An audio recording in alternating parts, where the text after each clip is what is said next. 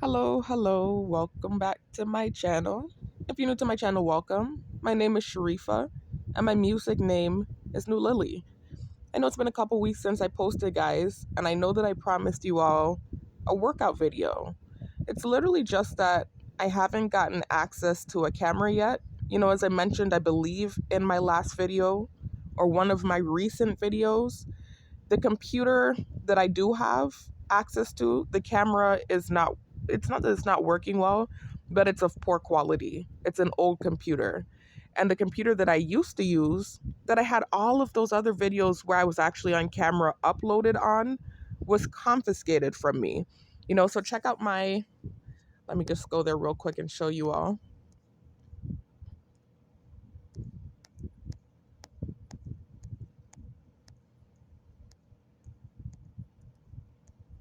You can check out my update video. You see the thumbnail with the red update button.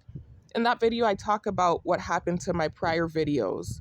Those of you that have been subscribed for a while, at least since the beginning of the year, I know you were able to view all of those videos where I was on camera. I had at least 100 videos, hours and hours of content where I was on camera because I had access to a computer that had a good quality camera. But I made a video that upset somebody in my close circle who owned that computer. And so the computer was confiscated. And unfortunately, I forgot to sign out of my YouTube. And so that person in my close circle went on my personal YouTube and deleted all of my videos. So I was really upset about that. But at the end of the day, didn't want problems. So I didn't really make a big deal of it. I just took my time and started to recreate the videos that were deleted. But that's the reason why, for majority of my videos, I'm not on camera, because I no longer have access to the computer that I was using that had the good quality camera. And so the only camera I have access to now is for a laptop that I've owned for years. And the quality of the camera is terrible. As a matter of fact, you can see what it looks like in my How I Became a Targeted Individual full story video. That's the quality of the camera of the computer I'm using now. It's not horrible, you can see me clear enough, but as you can see, there's quite a difference between that video and my How I Became a Targeted Individual summary. The summary, I'm not on camera, but the thumbnail that you see for the summary is the quality of the camera that I used to use. So that thumbnail is actually from a video that got deleted, one of my prior videos that got deleted. So the camera quality sucks. And then to make matters worse, I don't even have access to the camera anymore of the computer with the poor camera quality, because that computer is no longer turning on. So I literally have no access to a computer with a camera. And so that's, long story short, I'm sorry for all the talking in circles, guys. That's why I haven't come with the workout video yet, because I did want to give you guys somewhat of a before type of video where you could see like what I'm looking like now. And then I was going to come a few months later and show you all my progress, because I have been working out vigorously. I've changed my routine several times, but I am in the process of kind of like, you could say, bodybuilding. I've been lifting weights, I've been squatting, doing Bulgarian split squats, different things. I have a whole routine that I'm doing. And I'm also changing my diet, trying to take protein, etc. Right? So I just wanted, that's something positive that I'm doing in my life that I wanted to, I guess, let you guys be a part of and show y'all what was going on with that. So that's why I said I would come with a video and kind of let y'all see where I'm at now. So that way it's kind of like a transformation type thing. You see me now, and then a few months later, I'll have that transformation moment where you see what I look like. I showed you all.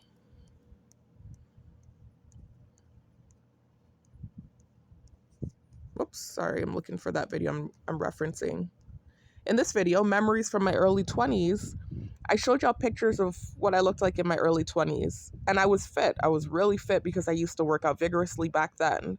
And so this is basically what I've been doing now, kind of just trying to get myself back to how I used to be, and even better. I'm really working out hard, like I said, and just trying to build up my body.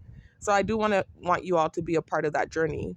So that video is still coming if the Most High spares my life. The plan has not changed. It's just that I don't have access to a computer with a camera on it yet. So when that happens, you all will finally see another video with me on camera.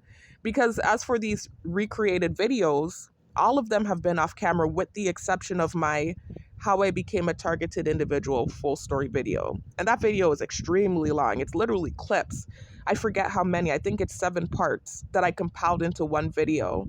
And I sat there and told y'all my whole story. Not just how I became targeted, but even the backdrop story from my early 20s, some of the things that I've been through, because it's literally been about a decade of me being through like some sort of spiritual battle. I'm age 31 now, and actually, if the most I experience in my life, I'll be 32 in December. And I've been dealing with, like I said, a spiritual battle for about a decade, since my early 20s. Around 21, 22 was when it started. So it's been literally about a decade of you could say craziness. I wouldn't say craziness, but things that I've been battling, and it's just gotten progressively worse. There's been good in between. If you listen to my story, you'll hear how I've overcome certain things, but it's been like a spiritual battle. So, anyways, I'm kind of going off on a tangent, guys. I'm not, because I did want to say some of that stuff that I said. But I don't want this video to be too long. What this video is, guys, although I said in my prior video that I probably won't be doing any more targeted individual videos unless it's something that I feel like I absolutely need to document. I told y'all that I'm more so going to try to focus on positive things, like, for instance, what I was just talking about, my workout journey, maybe natural hair videos, holistic health videos, career updates, etc. That's the type of stuff that I want to post now moving forward, because I feel like I've said everything that I needed to say as far as my targeting goes. I've shared a lot of information about the program.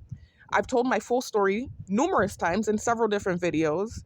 And then I've also even talked about some of my experiences um, that followed my targeting starting. So I've had like several different videos where I've shared information about the program, and I'm also just wanting to focus on positive things. But in this video, and the only reason I'm doing this is because of something I saw last night that kind of just reminded me of my situation. I realized to have a video where I strictly just share what started my targeting. So this is really going to be just like a recording, guys, of a recording. So I'm literally going to go into my full story, because I'm aware of the fact that it's darn near 12 hours of content, and not everybody has time to sit there and watch it. I've actually had some followers that did watch it and leave comments, like halfway into the video. I was surprised. I didn't think anybody would didn't think. I know some people would sit there and watch it, especially if you're targeted, because not only am I telling my story in the full story, but I also am sharing information about the program as I'm speaking. And so some people do sit there and listen. But anyways, I knew realistically there would be a lot of people that wouldn't sit through the whole thing. And so this is why I would like to do what I'm doing now. And what I'm trying to do now is basically just fast forward in my full story to the part where I talk about specifically what started my targeting. So basically, the Airbnb situations, for those of y'all that are familiar with what I'm talking about. If you're not, then you'll know as soon as I play it. But the things that directly preceded my targeting, and then what caused it. So I'm just gonna share strictly that in this video. I wanted to just share the clip of me talking about what started my targeting. And then I'm also gonna come out of that video and go into another video. This one, my plea for help as a targeted individual. And I'm going to fast forward to a part in the video where I expound on something that I talked about in my full story. That's a part of what started my targeting. I gave more details about it, and it's important. It's pertinent information, because that one thing that I talked about was weaponized against me. So I need to make sure that all of the details are included. And I realized I didn't include enough details in my full story. So once I share the clip that I'm going to share from my full story that talks about how my targeting started, then I'm going to cut over to this video, my plea for help as a targeted individual, and I'm going to go ahead and fast forward to the part where I expound on a certain situation that happened shortly before my targeting started. So that's what this video is, guys. It's not negative, it's not positive, it's more so just cut and dry, straight to the point, what started my targeting without all the extra details. And also, for those of you that are new to my channel, if you're wanting to hear, I don't need to, I'm not even going to share that. All right, so let me go ahead and start the video, guys. I already have it pulled up to the part where I want to start at. And try to salvage what was lost. Anyways, so let me finish up with the story. Let me just check my text real quick, guys.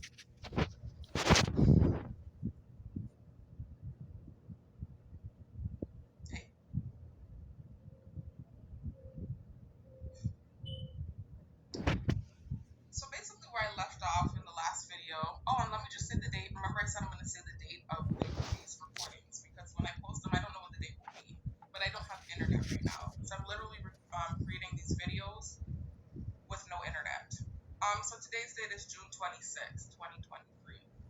So the part of the story that I left off on was where I basically decided I didn't want to stay in the dorms anymore. And so I decided to stay in Airbnbs. I had basically spoken with my mom at the time, and I just basically told her that I was not feeling the dorm situation. I was an older college student, age 27, and I wanted my own apartment. So my mom suggested Airbnbs, just so that I wouldn't get locked into a lease, especially since I was so near to graduation. I only had like one more year left. And then also too, just, rent down in South Florida is extremely expensive. So we felt like it would be more lucrative to try to rent out Airbnbs. So anyways, I started doing that. Every week my mom was helping me find Airbnbs. I was paying for it and, just constantly staying in Airbnbs. But it was taxing, having to move like every week or every other week. It got so bad, it was to the point where I think I mentioned this in my last video. I gave away almost half of my clothes. I had so much clothes before, like this large wardrobe, and I gave away half of it because it was just tiring trying to move all of that clothes every week or every other week. Every week or every other week. I'm sorry, guys. So, what happened is basically, I complained to my mom. Not complained like, like really being, it wasn't like that, like negative Betty or anything like that. I was just more so saying this is kind of tiring. It's hard moving every week. I was just letting her know the struggle that I was having. And so then I recall her telling me or suggesting, why don't I see if I can do a long-term Airbnb? So basically with one of these hosts that I was staying with. Because I was getting... So again, guys, just to give extra details, and I'm not going to do this throughout the video because it's going to end up being too long and this will be pointless or fruitless, what I'm trying to do here, which is, again, share with you all what started my targeting without all the extra details. And all the excess of time. I'm sorry for the stammering, guys. I'm hearing noise outside. Y'all know how this thing goes. But anyways, I just wanted to clarify that again. I know you can hear it in the video. This was a couple years ago, shortly before my targeting started.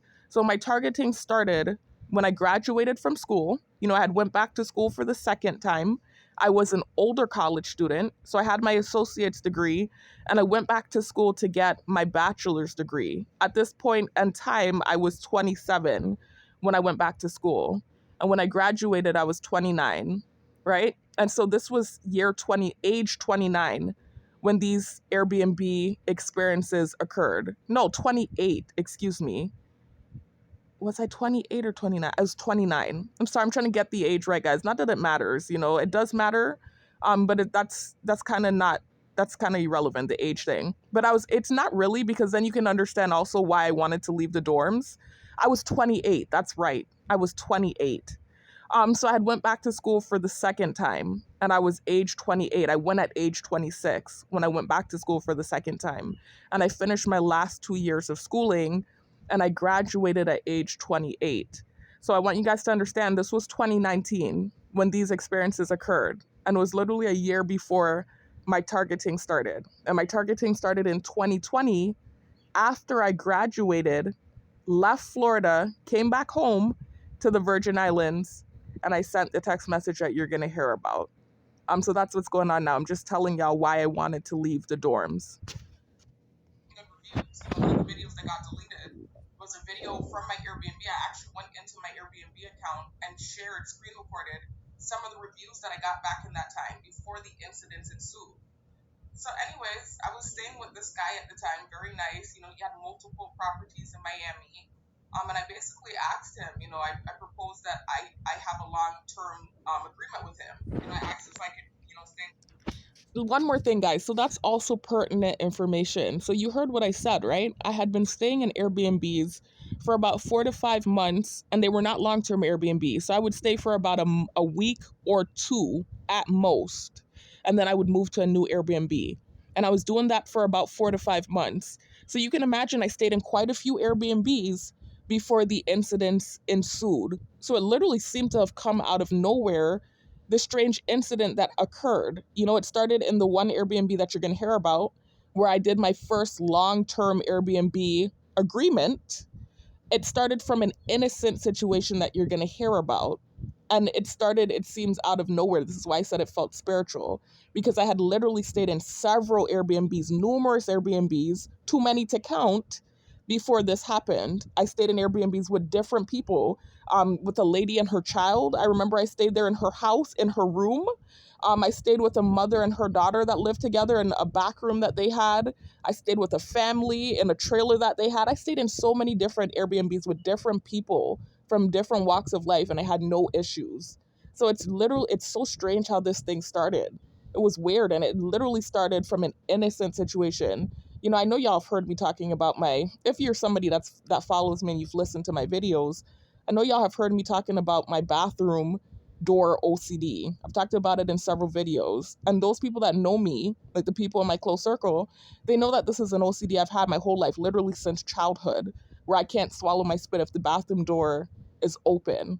And there's a reason why I'm saying that. For those of you that are new that are listening to this, you're going to hear why I'm saying that. What happens in this first long-term Airbnb that you could say was the start of the decline, or the start of what would create the targeting. One of his Airbnbs. And so basically he told me, sure, no problem. He told me that I was a really good guest. He had done this with a prior college student. He said, as a matter of fact, he would move me to the dorm that he let her stay in long term. So I said, cool, that sounds good. That was exciting for me, because it was going to be basically like my own apartment, my first apartment, you could kind of say, in a way. So he moved me from the Airbnb I was in, which I still to this day regret. I just wish he had left me where I was at. But he moved me basically to this Airbnb that had a connecting door and a connecting unit.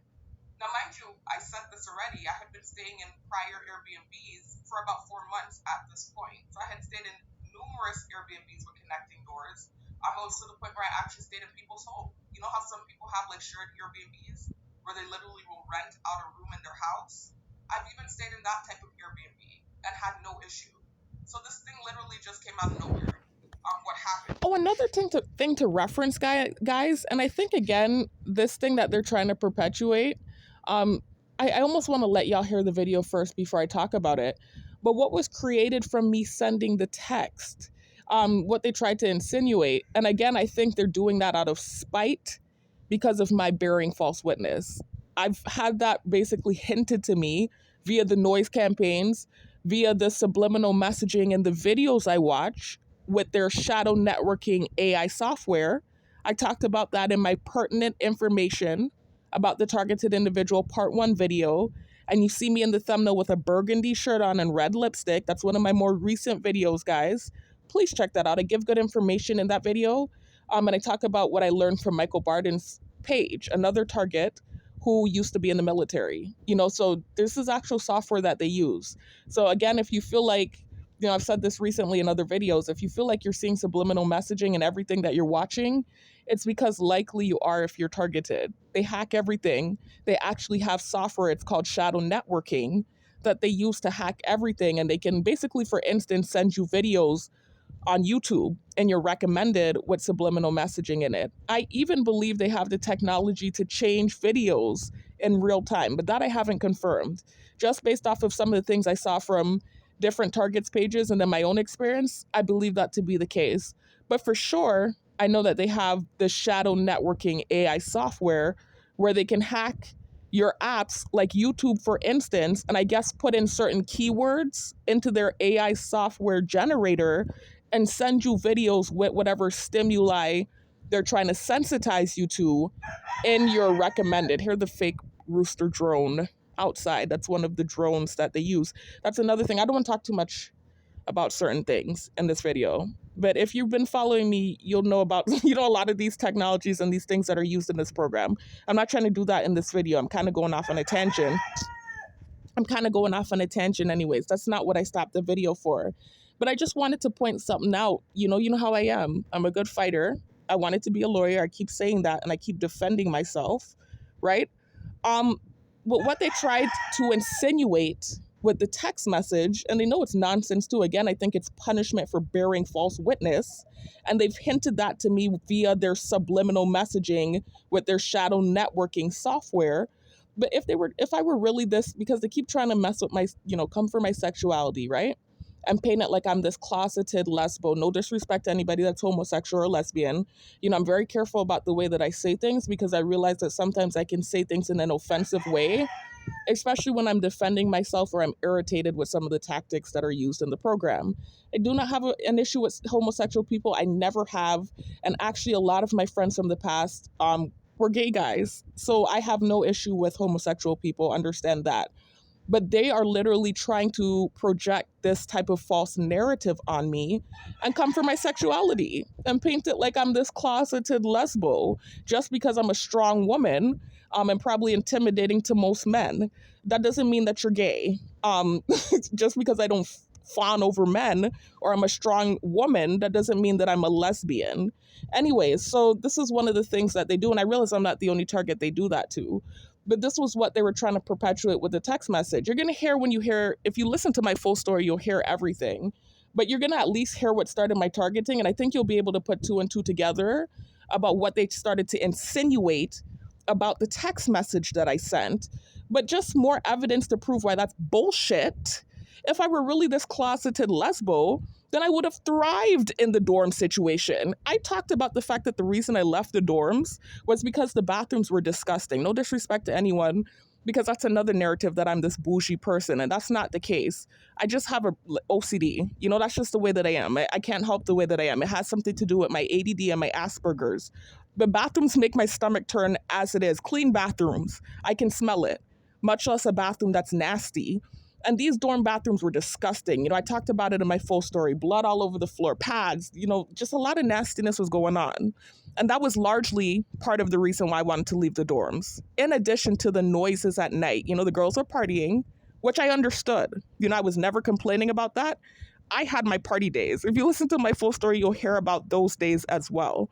In my early 20s, I was a party animal. So I was never upset with those girls, but I was an older college student and I didn't want to deal with the noises because I was working 3 full-time jobs and I had a full load of classes. I was an English major. So sometimes I would be writing multiple papers in 1 week. So it was a lot going on. Sometimes I would be up in the computer lab all night writing papers. And so that's why the loud noises were irritating me. So it was those two reasons why I wanted to leave the dorms.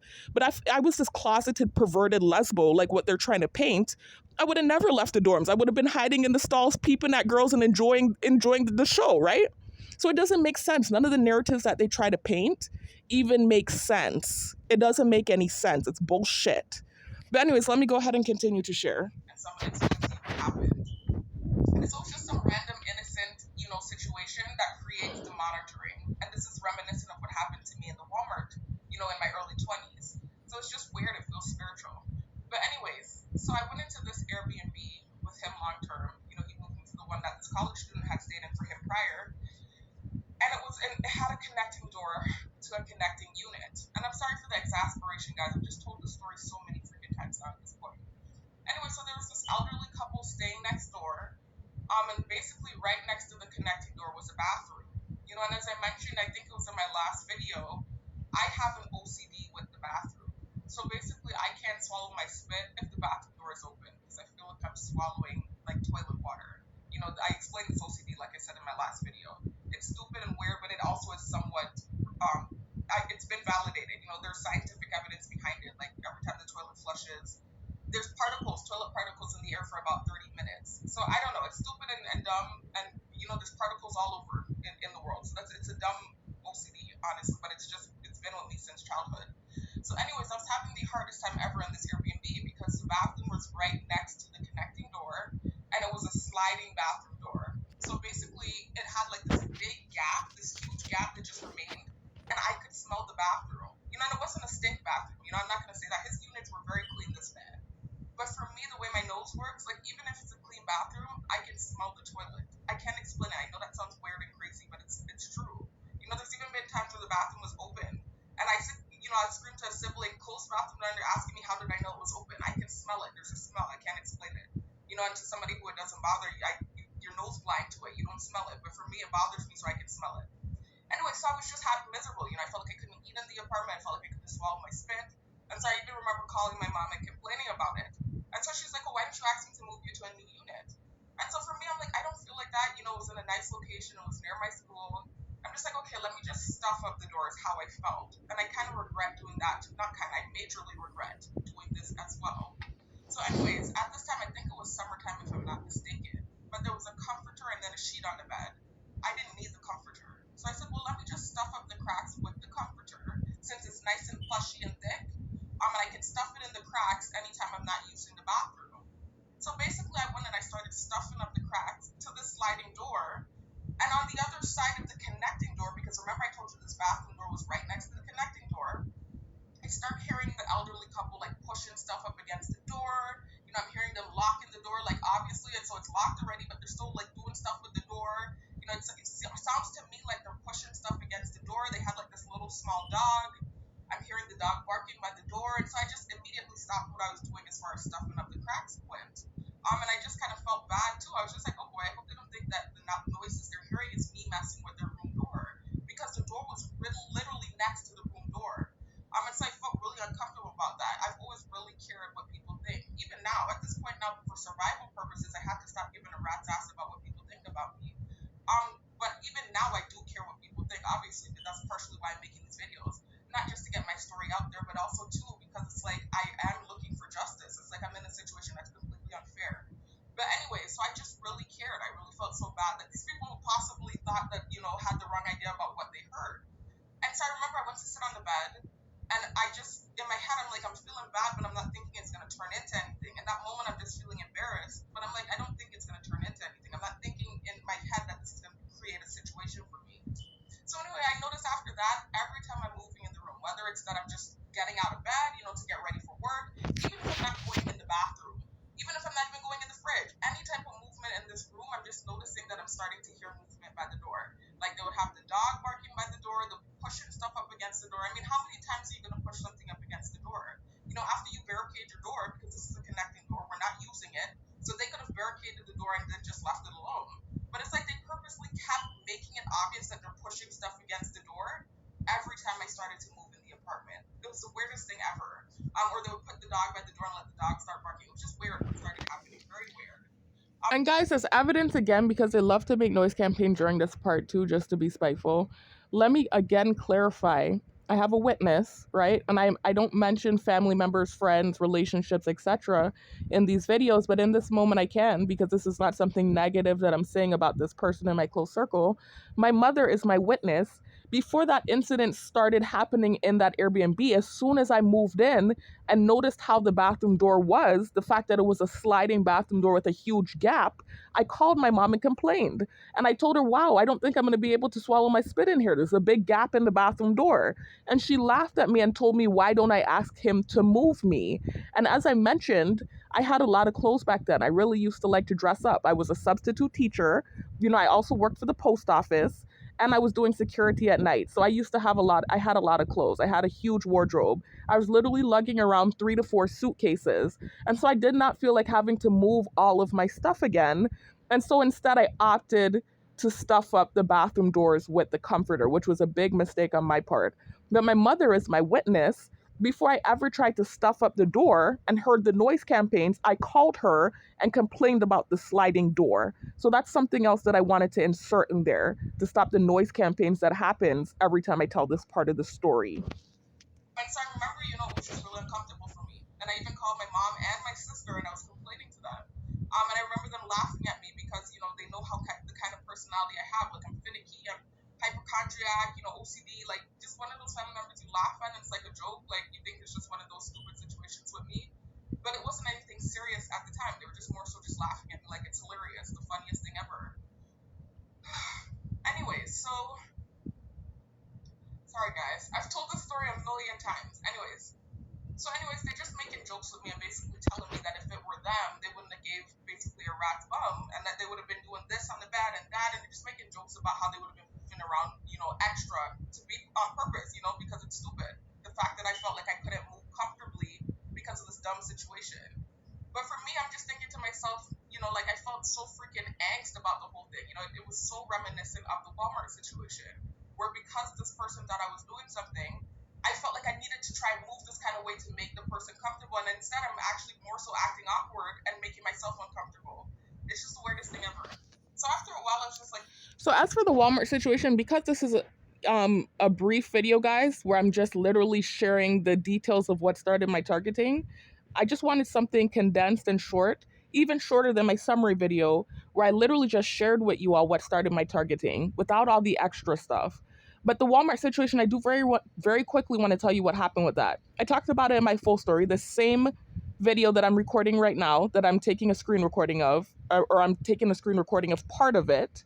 In this same video, I talked about that Walmart situation, and also in my How I Became a Targeted Individual summary video, I talked about it. But since it's not going to be included in this video unless I mention it to you, because I'm not recording that part of the video, I am going to very briefly tell you what happened with that. So in the beginning of this video, I know I told you all that I've been through a spiritual battle since my early 20s. It's been about a decade of craziness, you could say. In my early 20s, when I was in Tallahassee and I was in school for the first time, so this is when I was attaining my associate's degree, I was working at Walmart part-time. So I was in my early 20s. I was like 21 or 22 at this time.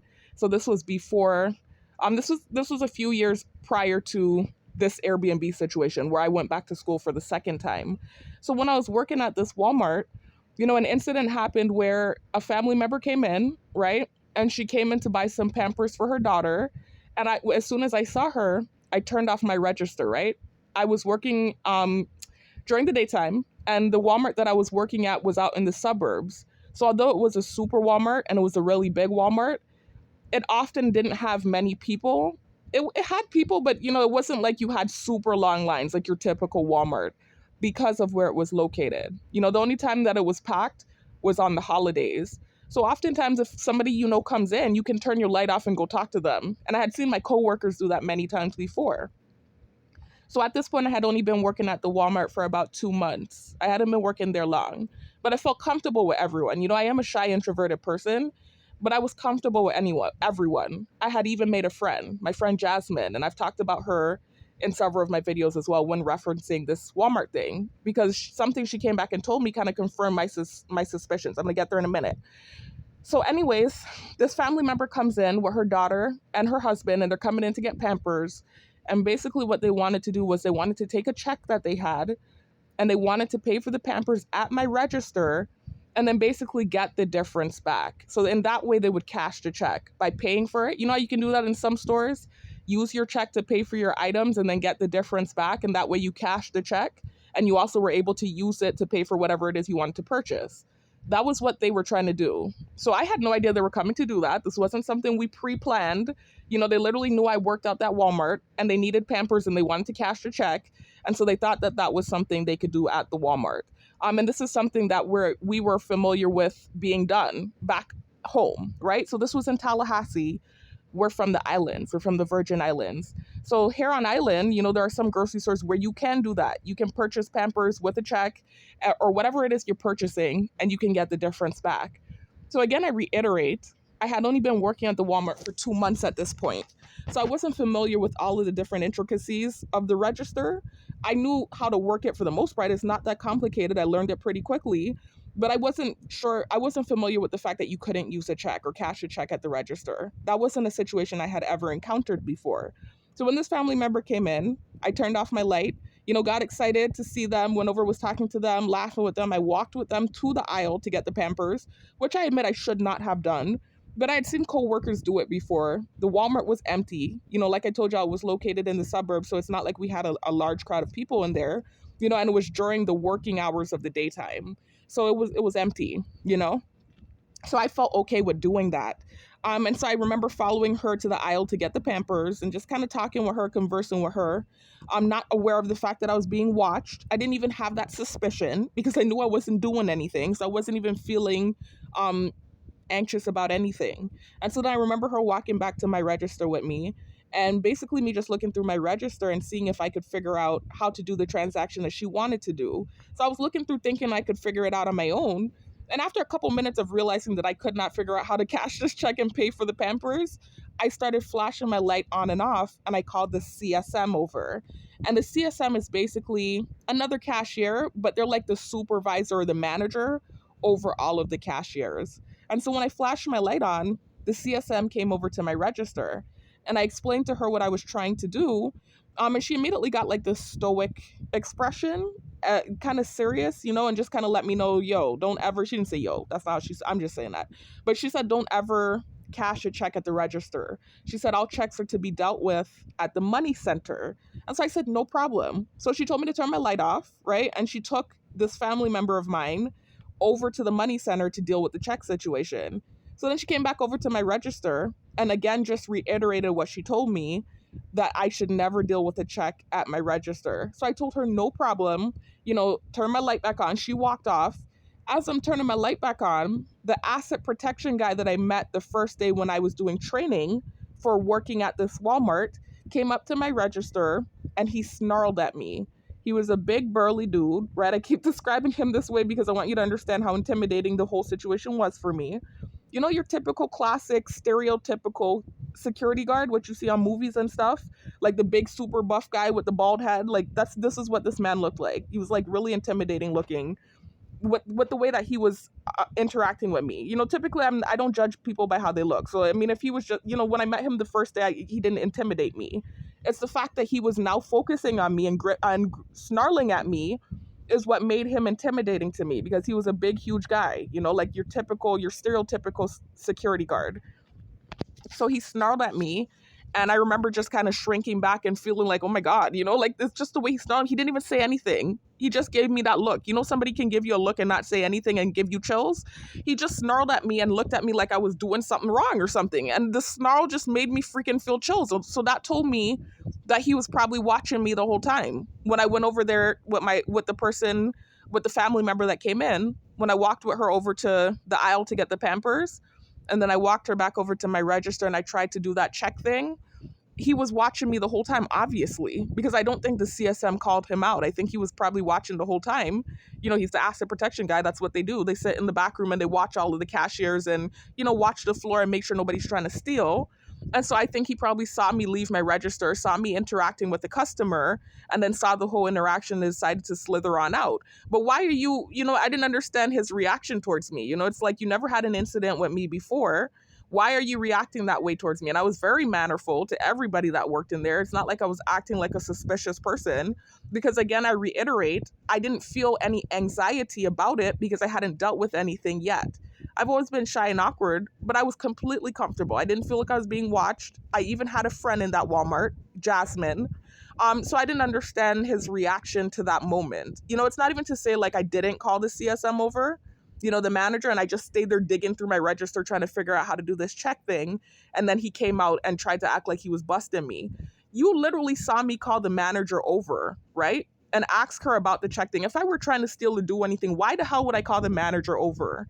And this is literally what it's been throughout the years, just so y'all understand. When it comes to these weird situations where I'm being monitored, it's literally these things where, it's either that I'm extremely stupid because they're insulting my intelligence at this point with the accusations that they try to throw at me. It's either that I'm extremely stupid and I need counseling to the point where I keep ratting on myself, or B, ding, ding, ding, I'm an authentic, genuine person and something weird is going on, right? So anyways, now they're making noise in the background. They just don't like me as a person, because everything I say they know full well makes sense. It's literally just that they don't like me as a person. Just so y'all listen. Oh, it's gonna stop now. I just want y'all to hear how freaking inauthentic that rooster sound is. That's a drone. Anyway, I'm not trying to talk about that stuff in this video, but I've talked about that in prior videos, that, some of the things that they use on targets are military bird drones. They have rooster drones and they have insect drones. That's how they surveil you 24/7. These drones have cameras, microphones, etc. And the insect drones are even more scary, the mosquito insect drones, because they can inject you with the RFID chip or with nanobots. And I've even shared articles talking about these drones and links, to an article that discussed the mosquito drone, as well as links to videos talking about these drones. I believe I put it in the comment section and the description box of my pertinent information about the targeted individual program video, and both of those, part 1 and part 2, I put it in the description box in the comment section. So this is not just fodder that I'm sharing with you. This is real stuff, real information, confirmed military technology that's utilized on targets. And I shared the links to these different technological devices that are used in those videos that I just referenced and other videos as well. But I'm not trying to really talk about that in this video. And actually, the video is going to end up being too long if I keep running my mouth. But they kept doing the noise in the background. I'm sure y'all just heard it. And, you can hear, you can tell, when it's an authentic, sometimes you can't. That's why the program is so good. It's literally psychological warfare because they're taking everyday sounds and everyday noises and using that to noise campaign you. So after a while, you start to question, is that a real bird or is that a drone? You start to question everyday normal life things that are being utilized against you. And it's really psychological warfare. But sometimes it's obvious that it's the drone. Like just now, that inauthentic rooster sound you heard by my window that was super loud and kind of drowning out my voice, that's obviously a drone. Anyway, so they threw me off too. They know I have ADD. It doesn't really take much for me to lose focus. They know I go off on tangents anyways. So let me pull it back in because I don't want to sit here talking, running my mouth too much. I just wanted to share with you guys the clips talking about specifically what started my targeting without all the extra details. What was I saying though? It was about the Walmart thing. So yeah, so it's either that I'm extremely stupid where I keep ratting on myself. And the reason I'm saying that is because you're going to hear about the text thing. That would be another situation where I ratted on myself if I were doing what they tried to insinuate. And they know full well I wasn't. It's all, again, punishment for bearing false witness, and just kind of like being malicious towards me because they think I'm a bad person when really that's not the case.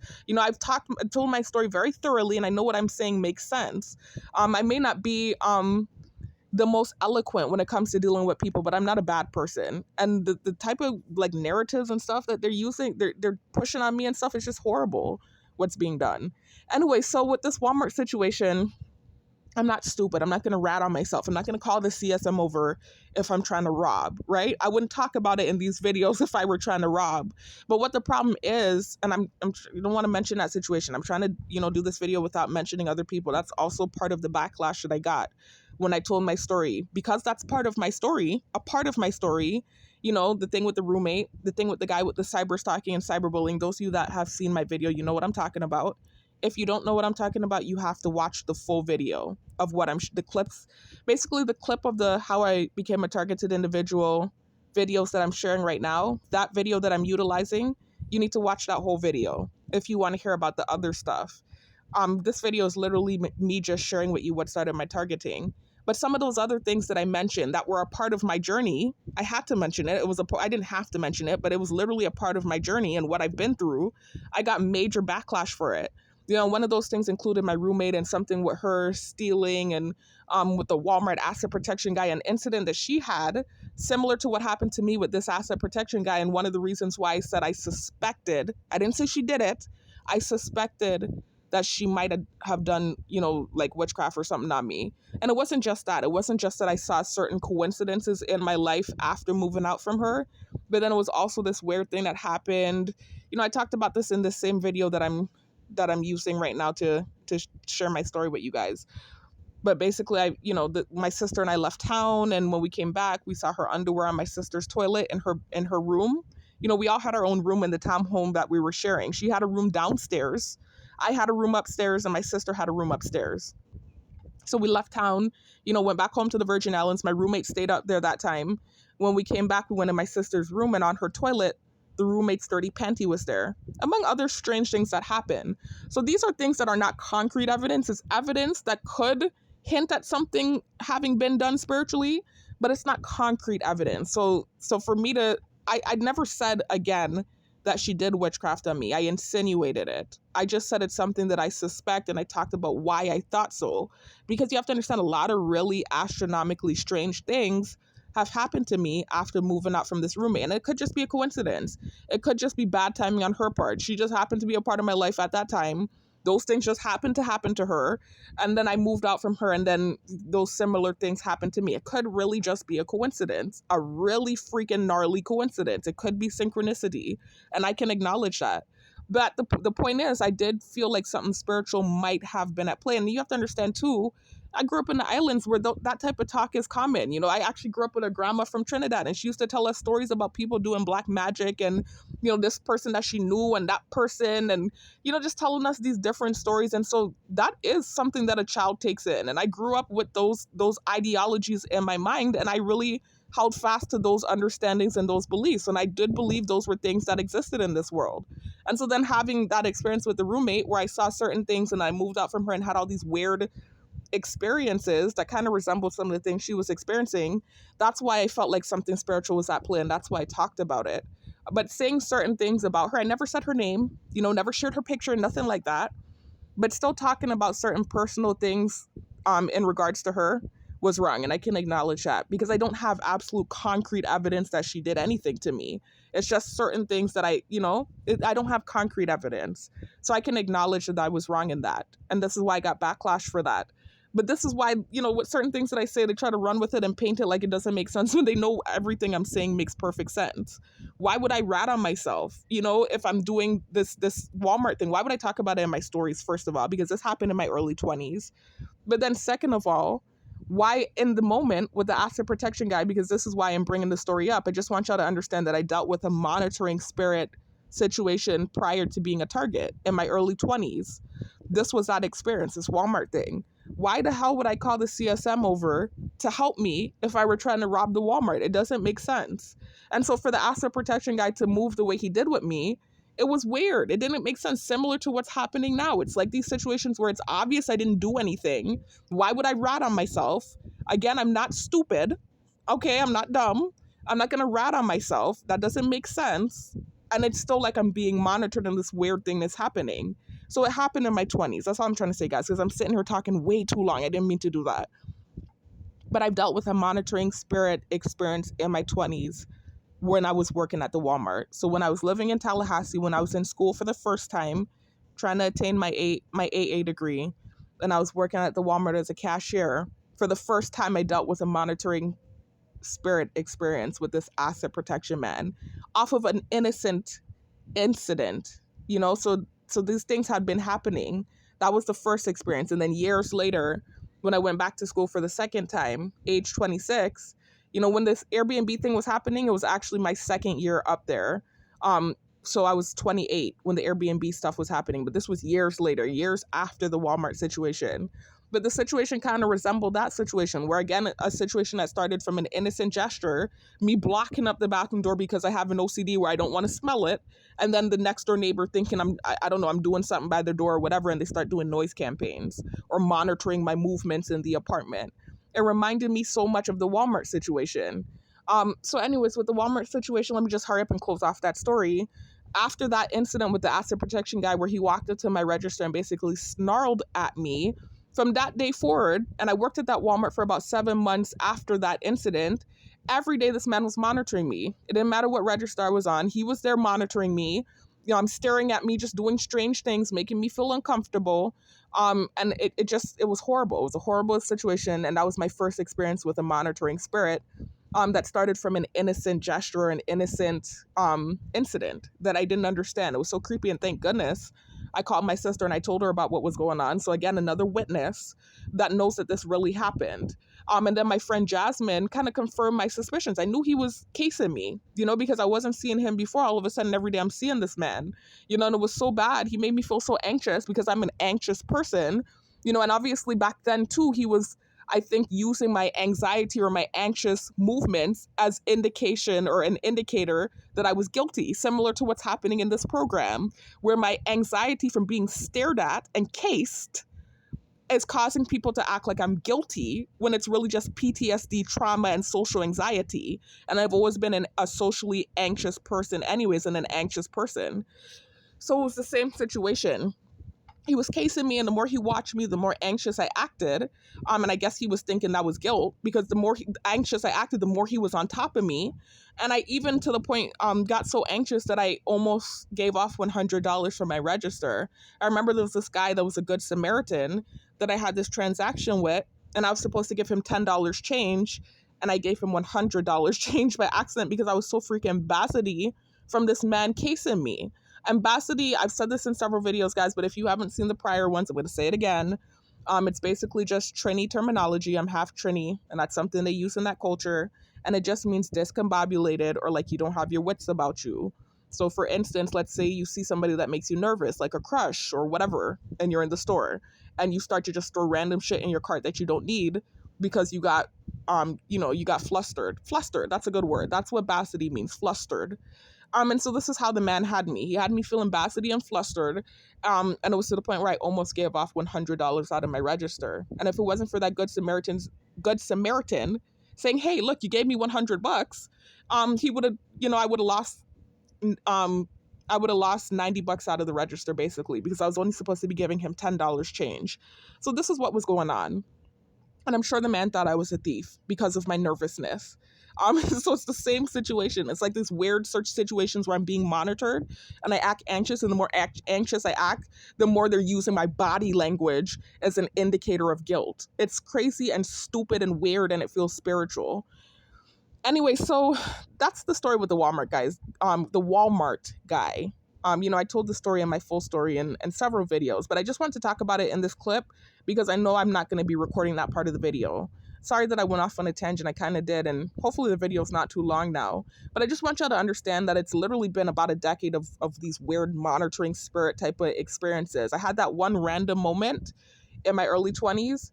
Then I don't even want to mention that situation, but just very briefly, the cyber stalking, cyberbullying situation. You have to watch the full story to know what I'm talking about. I'm not really going to talk about it in this video like that. I got a lot of backlash for talking about that as well, even though it's something I really experienced. But even that, which started in my early 20s and went on for years, where it was kind of like this thing where honeypots were being sent my way because of this, you could say, relation that went sour with this guy that I met virtually. It created some drama for me on Island, where basically I started getting set up by honeypots and guys being sent my way. And it was almost like, guys knowing who I was that I didn't even know who they were, that were coming after me just because. And you could almost say my Facebook was being monitored. I left for school. The same second time I told you I left for school, where the Airbnb situations happened that I'm at right now in the video. Around that time, I was also playing around with dating websites. I had actually dated three guys up there after the dating website experience. But before I met those three guys, I was playing around with the dating websites because I wasn't getting a chance to get out and meet people. I was in school, so I had like a full load of classes, like I told you all, and then I was working 3 jobs. I was doing security at night, I was working at the post office, and I was a substitute teacher. So I wasn't really getting the opportunity to meet guys, and the guys on campus were too young for me. I had 2 guys that I had talked to on campus, extremely immature. I was 28. I reiterate, I was 26 when I went to stay in the dorms, and I stayed there for about a year before I decided to leave and get into the Airbnb. So I was about 27 when I dated like a couple guys on campus, and they were very immature. You have to understand, these were younger guys. And so I was talking to, like 24, 25-year-olds, and I don't like that. I've always liked, first of all, older guys. I don't even date guys my age. I usually date guys that are like 5 to 6 years older than me. So that was out of character for me, dating younger guys, and it wasn't anything that I enjoyed. They were very immature. So I remembered that somebody in my close circle that was going to school with me at the time told me about Tinder, and she was experimenting with it herself, and she was telling me some of her friends had tried it. And so that's what made me start playing around with the dating websites. I was like, okay, well, this is a way I can maybe meet an older guy or somebody on my level, because I'm not getting out there like that. I'm not getting the opportunity to meet anyone my age or somebody that I felt was on my level. And so I started playing around with the dating websites as well. I did Tinder for a little bit. I didn't really like what I was seeing on Tinder.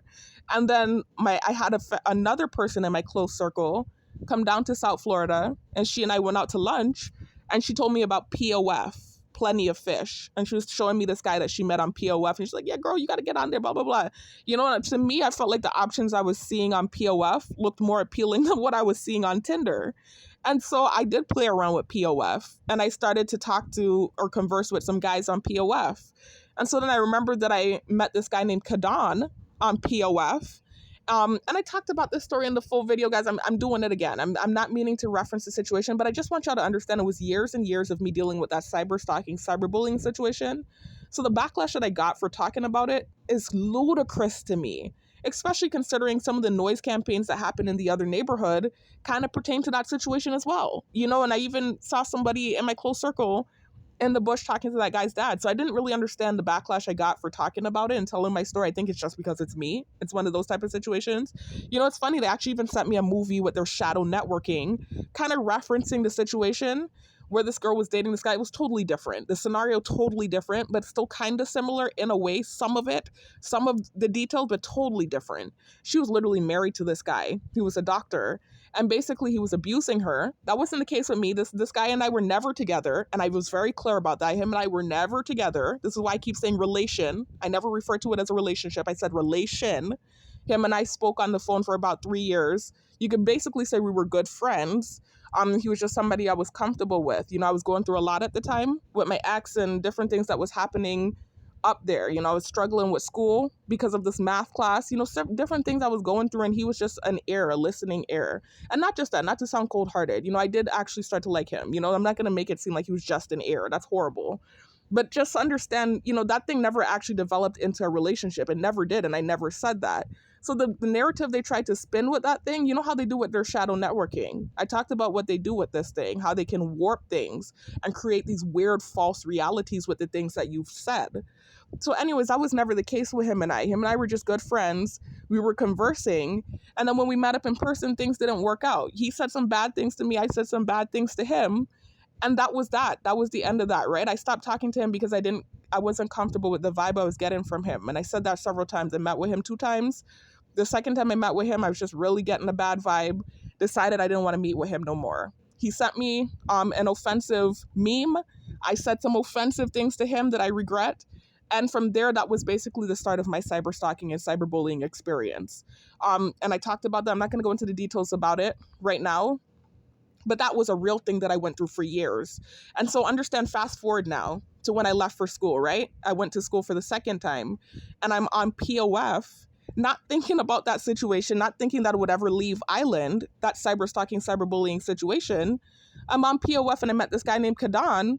And it was so odd. Him and I conversed a little bit. And then I went on Facebook and I sent him some old pictures of me. You know, those pictures were at least 2 to 3 years old.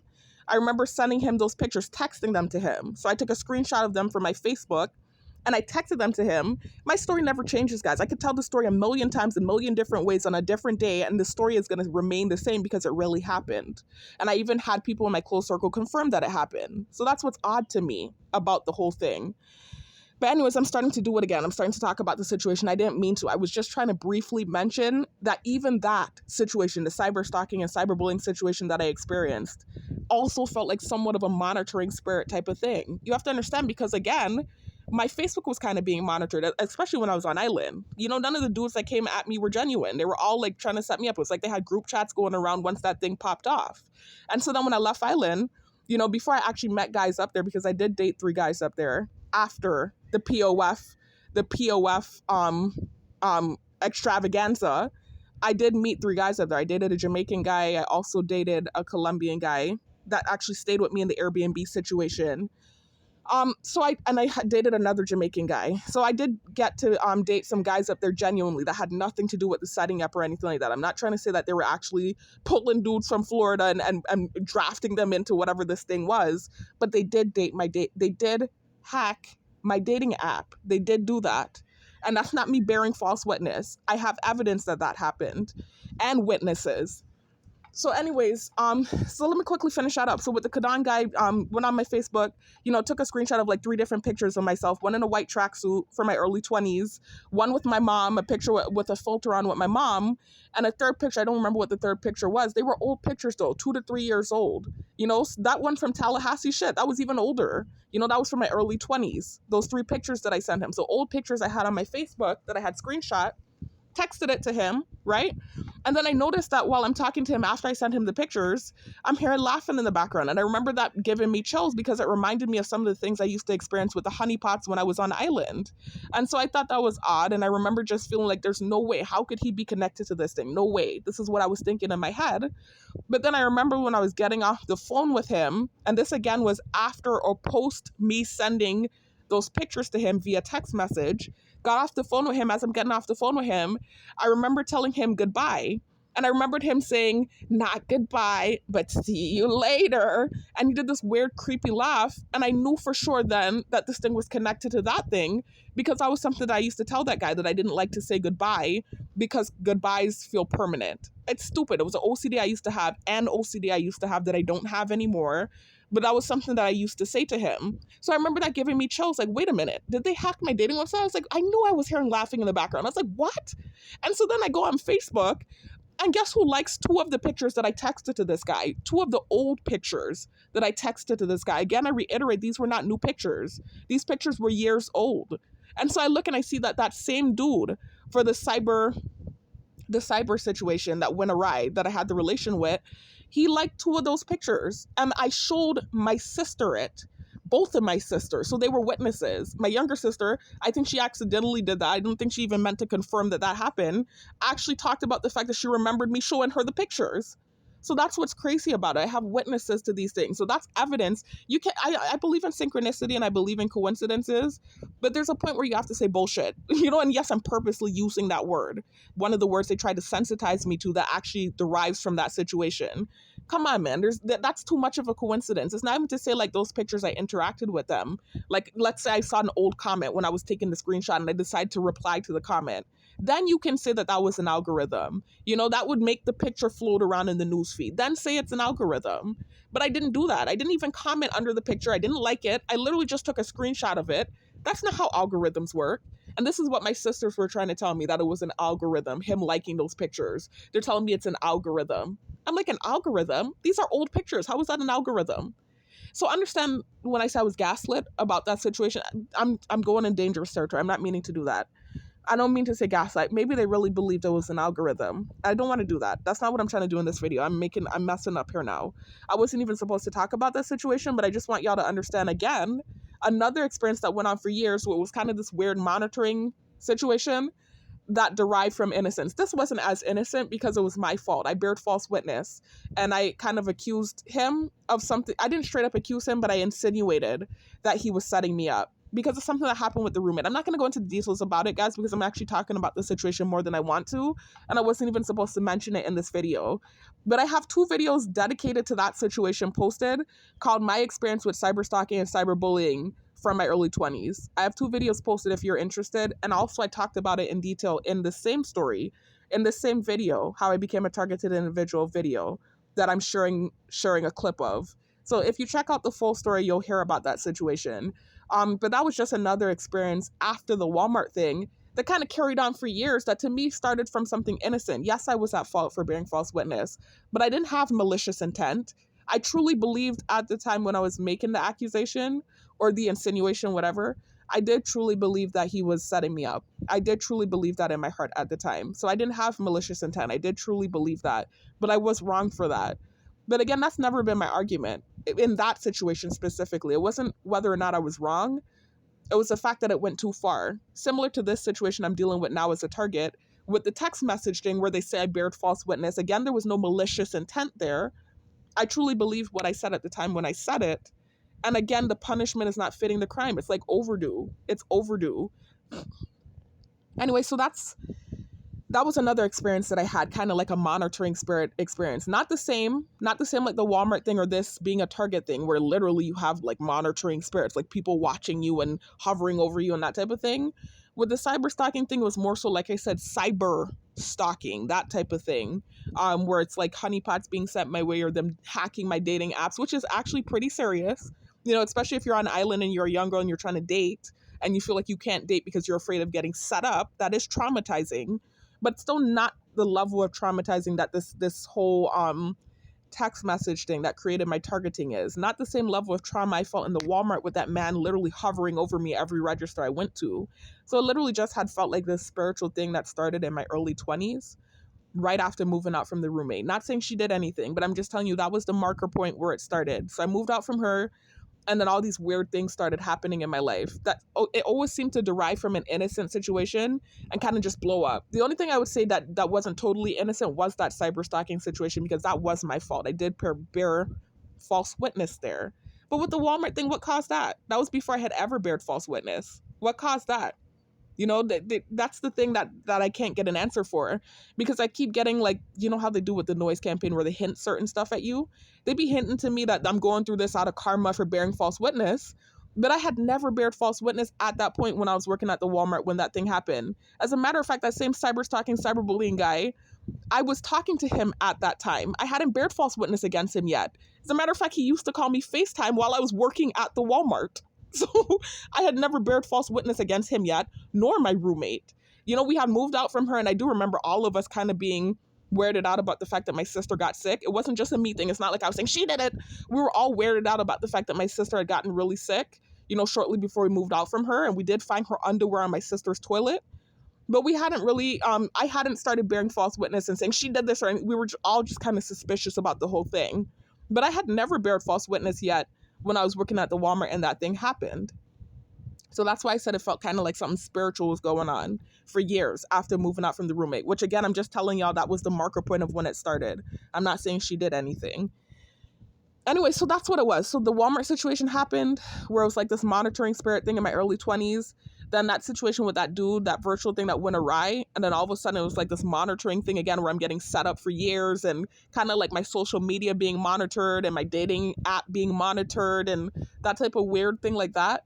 And then the Airbnb situation that led to me sending the text. So I'm going to continue playing the video now. I talked way too much, way more than I wanted to, guys. Let me see how long this video is, because I always do this. My God, already an hour in. So let me try to hurry up and finish sharing this, guys. Was he miserable in this unit? And I think I stayed there for about a month, if that. And then I asked him to move me. My mom said, why don't you have him move you? And this time I took that advice. And so I didn't tell him what was going on, you know, because I really didn't even know how to explain the situation. I really just asked him if there any way that he can move me a little bit closer to my school. You know, because this unit was in Miami area as well. I stayed in Miami Gardens. Well, I went to school in Miami Gardens. My university was located in Miami Gardens. And so this unit was near Miami Gardens, but it was still more so Miami. So the second unit he moved me to was also Miami, but it was a little bit more closer to Miami Gardens. And so he moved me under the premise of me trying to get closer to my university, but really and truly my real reason for asking him to move me was because of this weird situation.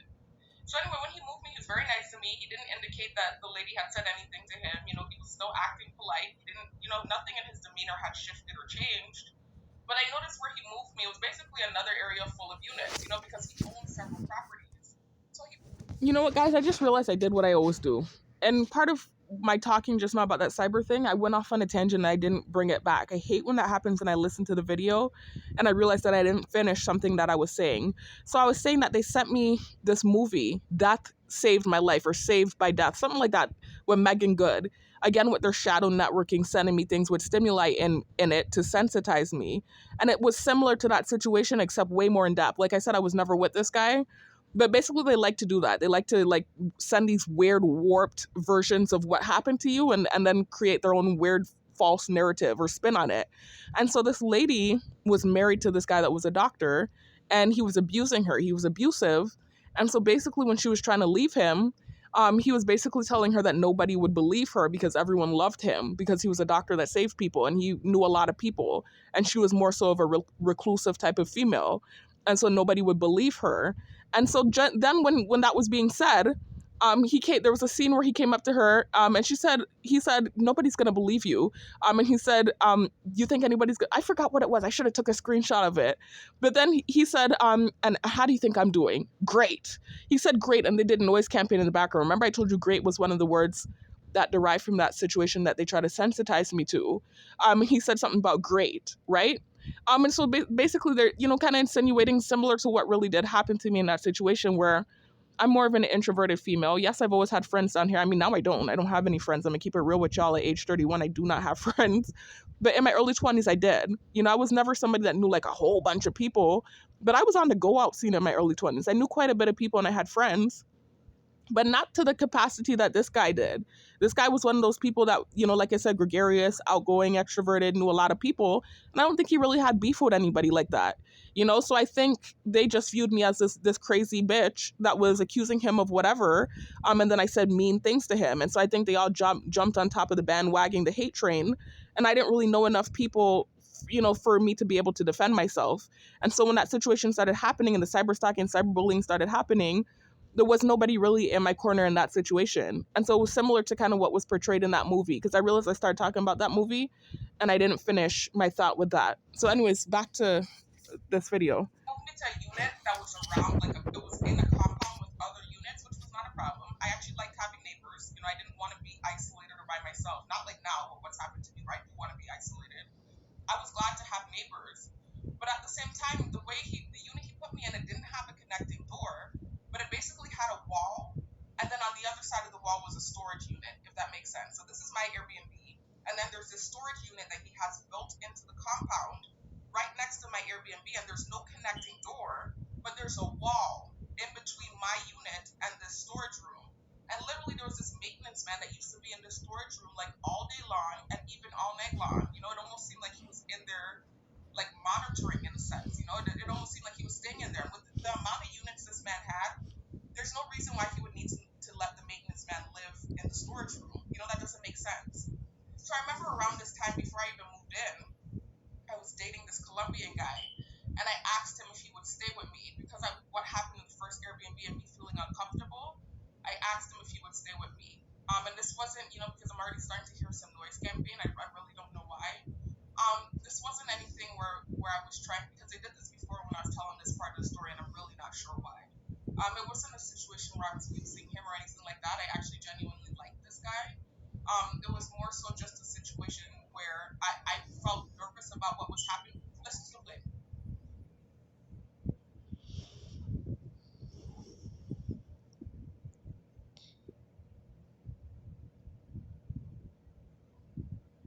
Anyways, it wasn't a situation where I was using this guy. And if I wanted to use him, this man's parents were loaded. This man actually came from a rich family, and he was very spoiled. So if I wanted to use him, I really could have just went and lived with him if that were the case. So I definitely wasn't using him. It was more so just like, I'm dating this guy right now. I feel comfortable enough with him to ask him to live with me because I'm dealing with a weird, peculiar situation, and that's what it was just then. And I had been dating him for about a month at this point. So he moved in with me. He had no problem with moving in with me. And he was hearing the noises as well. So basically, similar to what was happening in the first Airbnb, but not as extreme.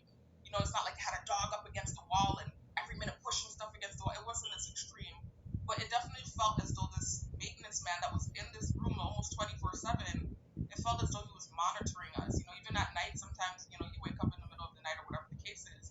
Hearing this maintenance man over in the next room, it was just weird. You know, he was doing somewhat of a noise campaign a little bit, but not to the extent of that first Airbnb. But it still was weird. It was like this spiritual thing happening again. You know, it was like it took a pause. You know, I just had that random situation at the Walmart in my early 20s.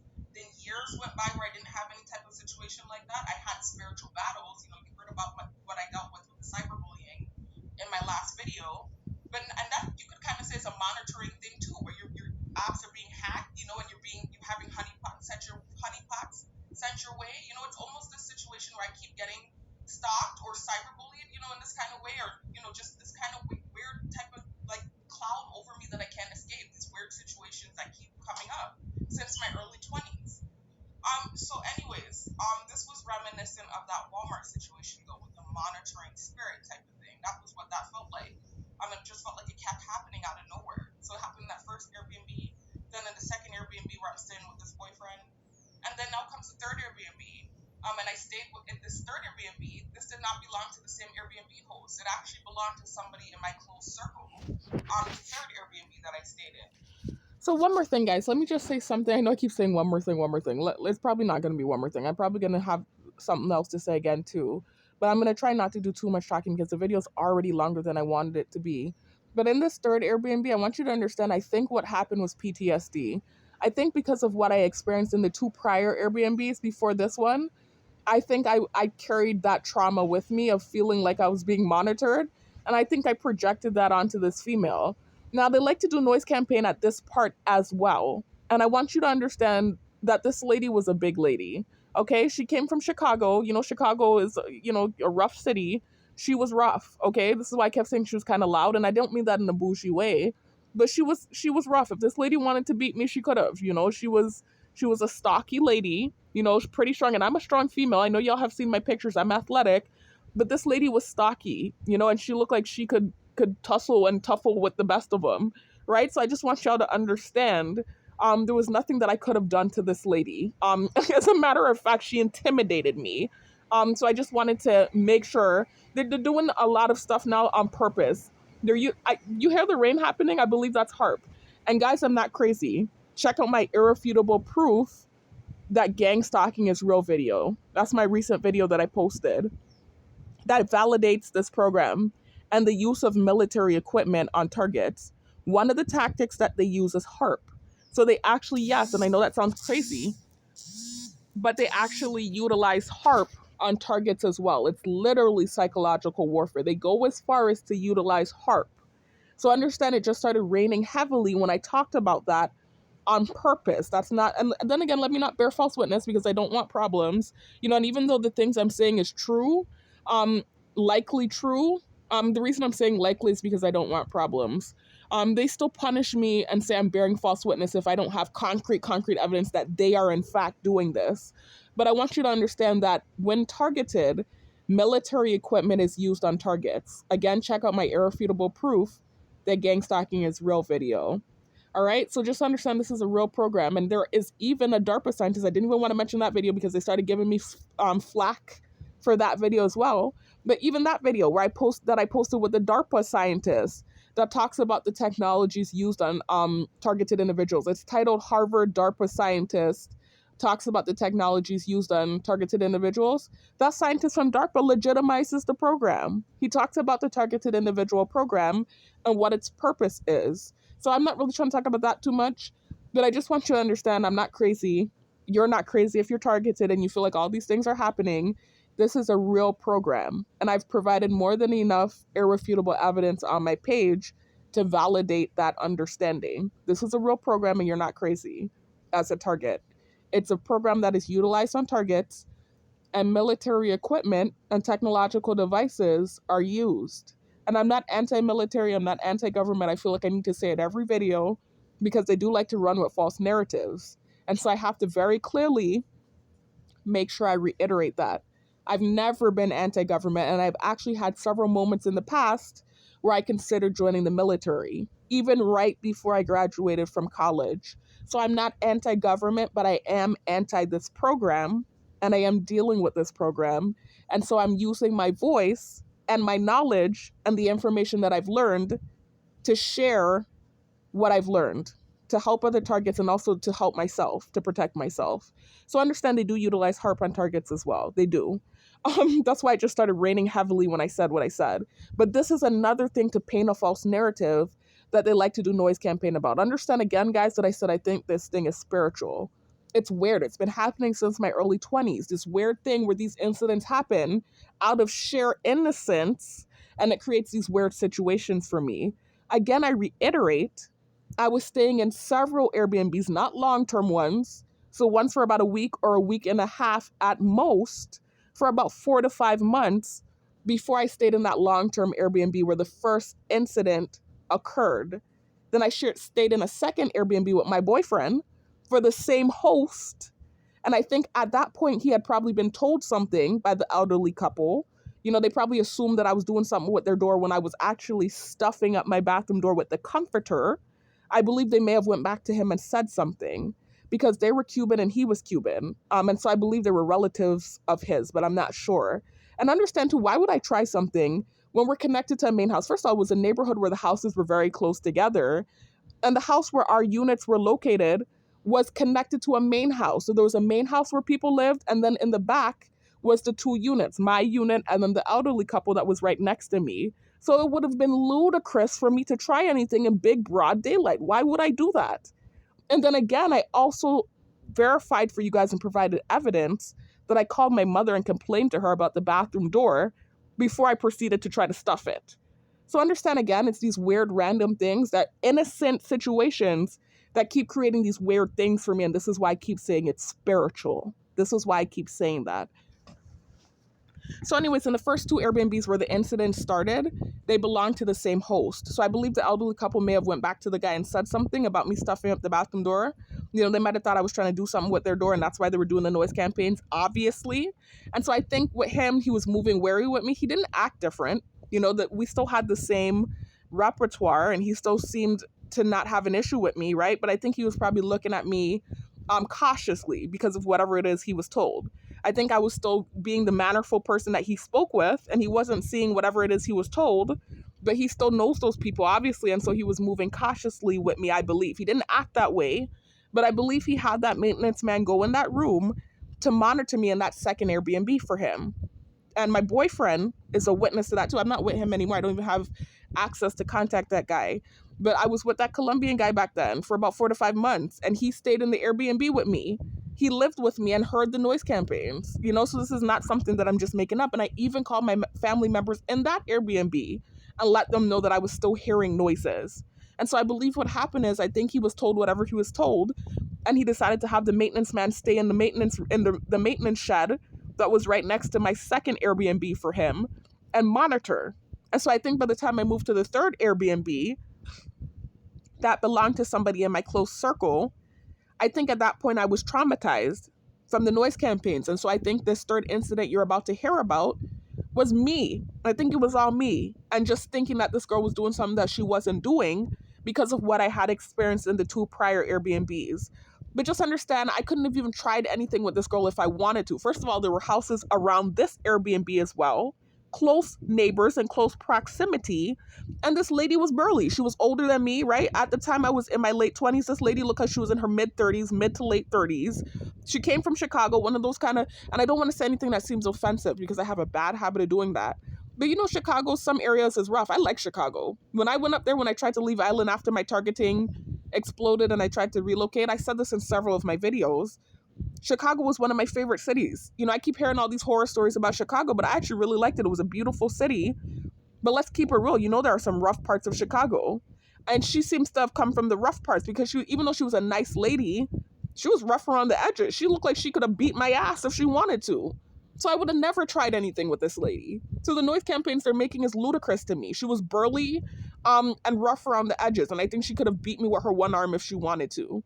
So anyways, let me go ahead and continue sharing the video. And at this point I had broken up with the Colombian guy. It had nothing to do with anything bad or, me using him. It was really just that he had a temper problem. And I just realized I didn't want to date him anymore. He had a very bad temper. And there was even an incident on the highway with him where Guys, the extra over-explaining about the Colombian guy, this is the same boyfriend that I stayed with in the second Airbnb where the noise campaigns were happening. They kept doing noise campaign every time I mentioned him. So this wasn't the first video where I talked about my story. Remember, I told you all my videos got deleted. So understand I had 2 prior videos that got deleted where I was on camera telling my story. I had a full story video posted like how I do now, and I had a summary video where I was on camera, like how I do now, except I'm not on camera for my summary video now.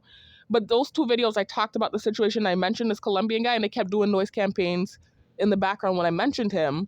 And that's because that's another false narrative they're trying to paint, like I date guys and use them, or guys they don't like, or like I'm this closeted lesbo that uses men, or whatever false narrative they're trying to paint. And so this is why you hear me over-explaining the situation with the Colombian guy, because it's just another false narrative that they like to paint, like I'm mean to men or I mistreat men, and that's not the case. And with the Colombian guy, it was literally, I liked him. It was literally just that he had a temper problem. Very hot temper, hot tamale type of thing. Flipping off because I didn't want to go to this place with him. He wanted me to go to this apartment with him, with his friend, this party or something that I didn't want to go to. And he started flipping off on the highway and literally almost crashed the car. So I was scared for my life, and I realized I couldn't maintain that relationship because he really had a hot temper and he went from 0 to 100 real quick. That was why I broke up with him. It was nothing more than that. Felt like he was going to crash the car. So that was why I broke up with him. It wasn't anything bad or negative. Anyway, so, well, it was bad and negative, but I mean, it wasn't anything on my part, right? Where it wasn't anything of my doing, or like that was my fault. Anyway, so I forgot what I was gonna say now. So I get to the third Airbnb for this. I got to the third Airbnb for this close. I'm sorry for the stammering, guys. The plane threw me off. I don't know what's going on. Anyway, so I got to the Airbnb for this person that was in my circle, in my close circle. And I'm staying in the back unit for this person. So basically it was like this house that they were renting out, and the house had 3 rooms and then a living room and a kitchen. And then off of the kitchen, there was a connecting door and this private unit in the back. And I purposely asked to stay in the private unit because I'm awkward and because I wanted privacy. I'm really shy. the whole reason of me trying to get an Airbnb in the first place was to have privacy and to not feel like I'm hearing loud noises, like I can truly get rest because I was working three jobs, very vigorous jobs at that, well, the post office one at least, and I was taking a full load of courses, writing courses, so like, I had so many papers every week that I was writing in addition to what was going on. So, anyways, I definitely felt like nothing would be happening in this third Airbnb, totally different host. Not to talk bad about the other host, he was completely nice man, obviously he had all these units. I just think this is something spiritual going on. But anyway, new host, a host that's actually in my close circle, so I'm definitely thinking nothing's gonna happen. I'm gonna be good to go here for sure. I'm thinking I'm good. So I get into the unit, it's nice, it's comfortable, I set myself up nicely. Excuse me, guys, I'm sorry. I set myself up nicely, and I'm just feeling like everything's gonna be okay now. And so it was at first, this person that's in my close circle even stayed with me a few nights in this Airbnb, just I guess to make sure that I was settled in nicely and stuff. Everything was okay. And then this lady comes, she moves into the unit, into the main house. It was a shared Airbnb. But the main house was even more so like that shared vibe because, like I said, that was a main unit where there were three bedrooms, like a regular house. You're sharing the living space and everything. For me, again, I was in my own private unit that was connected to the main house. So even though it wasn't part of this shared space, it was different. I still had more privacy, but I did have to come into the main house to get into the kitchen. So that was the case with that. I did have to go through the barrier, the connecting door, so that I could get into the kitchen and utilize the stove, the fridge. I didn't even use the stove. That's how awkward I am. I had my own stove. I had my own electrical stove in my room. I literally only went over there to go into the fridge. And in retrospect, I wish I didn't even do that. I wish I had just purchased my own personal fridge. But anyways, so this lady comes down from Chicago, and the first night she stays there, the person in my close circle who the Airbnb belonged to, stayed in the private unit with me. I guess just to make sure that this guest settled in good, and this was her first, aside from me, Airbnb guest. She had just started doing Airbnb around this time, so I was her first guest, as a matter of fact. Anyways, or one of her first guests. I believe that's her first guest. Anyway, so this lady was her second guest, and she just stayed the night with me in my private. And so she's hearing this lady. This lady was super loud, like literally all night long, all the way till 4 a.m. in the morning. Both she and I were up talking about the fact that this lady was so loud. She was part, which is understandable again. Too. Let me make sure that I say it. It's understandable. It's not like I'm sitting there, oh my gosh, she's so loud. No, that wasn't the case. I understand this lady is coming into town from Chicago. You're coming into like basically a vacation state. Florida is very nice. It's a very nice, they call it the retirement state or the sunshine state because it's such a beautiful state. It really is. Actually, I used to love Florida until I experienced what I experienced there. And I still love the landscape. It's more so my experience with the people that turned my mindset sour towards Florida. Guys, when I said my experience with the people, I'm talking about fast forward in my story. So after the Airbnb situations happened, after I graduated from school, moved back home to the Virgin Islands, sent the text message you're about to hear about. My targeting started on island. I did not realize I was a target. So if you listen to my full story, you'll hear about that because I'm not going to share all of that part of the video. But basically, tried to relocate off of this island and go back to Florida. I wasn't even trying to stay in Florida. I was actually trying to relocate to Indiana. And basically, my targeting, if you listen to the full story, went viral because it followed me. I didn't realize it was a program that would be following me. I had some egregious reactions to some of the tactics used in the program, and my targeting went viral. And so I ended up back down to Florida from Indiana, and that was where I had some really horrible gang stalking experiences on the road. Even had people running me off the road, all this crazy stuff. You have to listen to my full story. And so that's what I'm talking about when I say my experience with the people, because I have to be careful with the things I say. Everything gets used against you in this program. And since I'm only sharing a clip of the video and not the whole thing, let me just make sure to clarify that that's what I meant. Prior to my targeting, I had no bad experiences with the people in Florida, aside from that POF incident with Kadan. But anyways, beautiful place though. So I understand her coming from Chicago up north where it's cold and it's more urban and city-like, and you coming out to this vacation state, you just want to party. I get it. So she was partying, and that's not a big deal. But I'm just trying to explain to you that she was a night owl that liked to party. I don't want to say liked to party, but she was a night owl and she was kind of loud.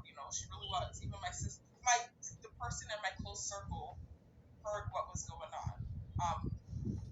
So, my God.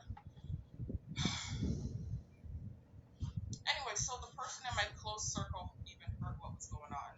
Anyway, so basically after that first night, the person in my close circle left. She wasn't staying in that unit with me. It was just her staying the night that time to make sure that the guests got settled in good. And the noises persisted, not the same way it was that first night. It wasn't like she was partying and, guests over and all this loud stuff that was happening the first night. But she was still being very loud and not really like conscientious or considerate of the fact that you're in a shared Airbnb. She was a night owl, as I said, slamming through stuff, slamming through the front door every minute, back and forth, slamming through the cabinets, just very loud, on the phone, like one of those very loud speaking type of people. Not a big deal, but at the same time, it was somewhat annoying because this is why I left the doors. I wanted to have some peace and quiet, and I'm a very light sleeper. Again, I say that I think this is genetics. My dad is always up, like at night. He does sleep, but like for the most part, my dad barely sleeps at night. He's like a night owl, out for hours, up super late. So this is how I've always been too. Not so necessarily like sitting up, but it's more so that I go to sleep. So I'll go to sleep like 10, 11, and then wake up throughout the night, and not constantly either. It's worse now that I'm in this program. Like I'm literally having insomnia. But me of regular, me of old, I'll wake up like once or twice, possibly twice, but really just like once in the night, and then I get back to sleep rather quickly. But it is something that I think is genetic. So I'm a very light sleeper, and then I do also have a sporadic sleep schedule. So it's to the point where, like I said, sometimes I wake up at night. And so it's just like to be living with somebody that's super loud, I just can't. I'm going to wake up. I'm a light sleeper, and I already have the tendency to wake up.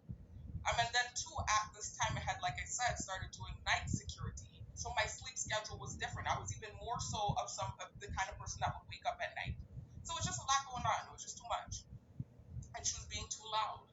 And way too loud. Like I said, similar to how she was the first night, but just not as bad. It wasn't like she was partying. She was just being super loud. So I do remember I spoke to my sister about it. She spoke to, like, well, this part of the story is okay. I'm not trying to. Guys, the reason I kept freaking out is because understand the reason all of my other videos, like I mentioned in the beginning of this video, all of those videos, I had like 100 videos with me on camera and good quality videos too. The quality was way better than this video you're seeing here that I recorded on my old laptop. All of those videos were deleted, and that computer that I used to use was confiscated because I kept mentioning certain people, like relationships and stuff. Like, let's say, for instance, I'm talking about my sister, I mentioned her. Talking about a certain friend, well, nah, when it came to friends, I didn't mention names. Even when it came to family members, I didn't mention names, but I would mention relationships. Like I would say my sister or my mother or, that type of thing. And so the last video that I created that caused the computer to get confiscated and all of my videos to get deleted, I was talking about some sensitive content matter about my sister. And the reason I was because that was one of the false narratives that they kept stuffing down my throat 24/7 with their shadow networking, AI generator software, subliminal messaging, and then also noise campaign, stimuli, etc. So I created a video where I mentioned some sensitive content matter about my sister. Not the sister I'm talking about in this clip here. I'm actually talking about my older sister and her Airbnb in this clip here. But the point is, I got a lot of backlash for my prior videos for mentioning relationships, and all of my videos were even deleted. So I'm very anxious when it comes to mentioning relationships. But in this instance, I'm over exaggerating, because not over exaggerating, wrong word, overreacting, because mentioning that this was my sister's Airbnb is not a big deal. So that's really what it was, why I kept flipping out in this moment here, guys. It's because I'm mentioning that it was my sister's Airbnb. Big whoop-de-doo. That's not a big deal. Family, friends, whoever in the store, I'm definitely trying to keep names out of it, and even relationships. Like, this is why I say people in my close circle, so you cannot, know if I'm talking about family, friends, whatever. But I keep slipping up with this part of the story, but that's okay. This is not me saying anyone's setting me up or anything like that. I'm literally just telling you what led up to me becoming a target. So I'm still going to say people in my close circle, but I don't think that little slip up is a big deal at this part of the story. Anyway, so I told the person in my close circle about it, the noises, that it was still happening, and actually not as bad as before, but it was still happening, and it was disturbing my sleep. And so she told her husband, who was running the Airbnb with her, and basically he spoke to this guest. And the guest was very, right away she stopped being loud. She was still up at night, but she was very much so not being loud anymore.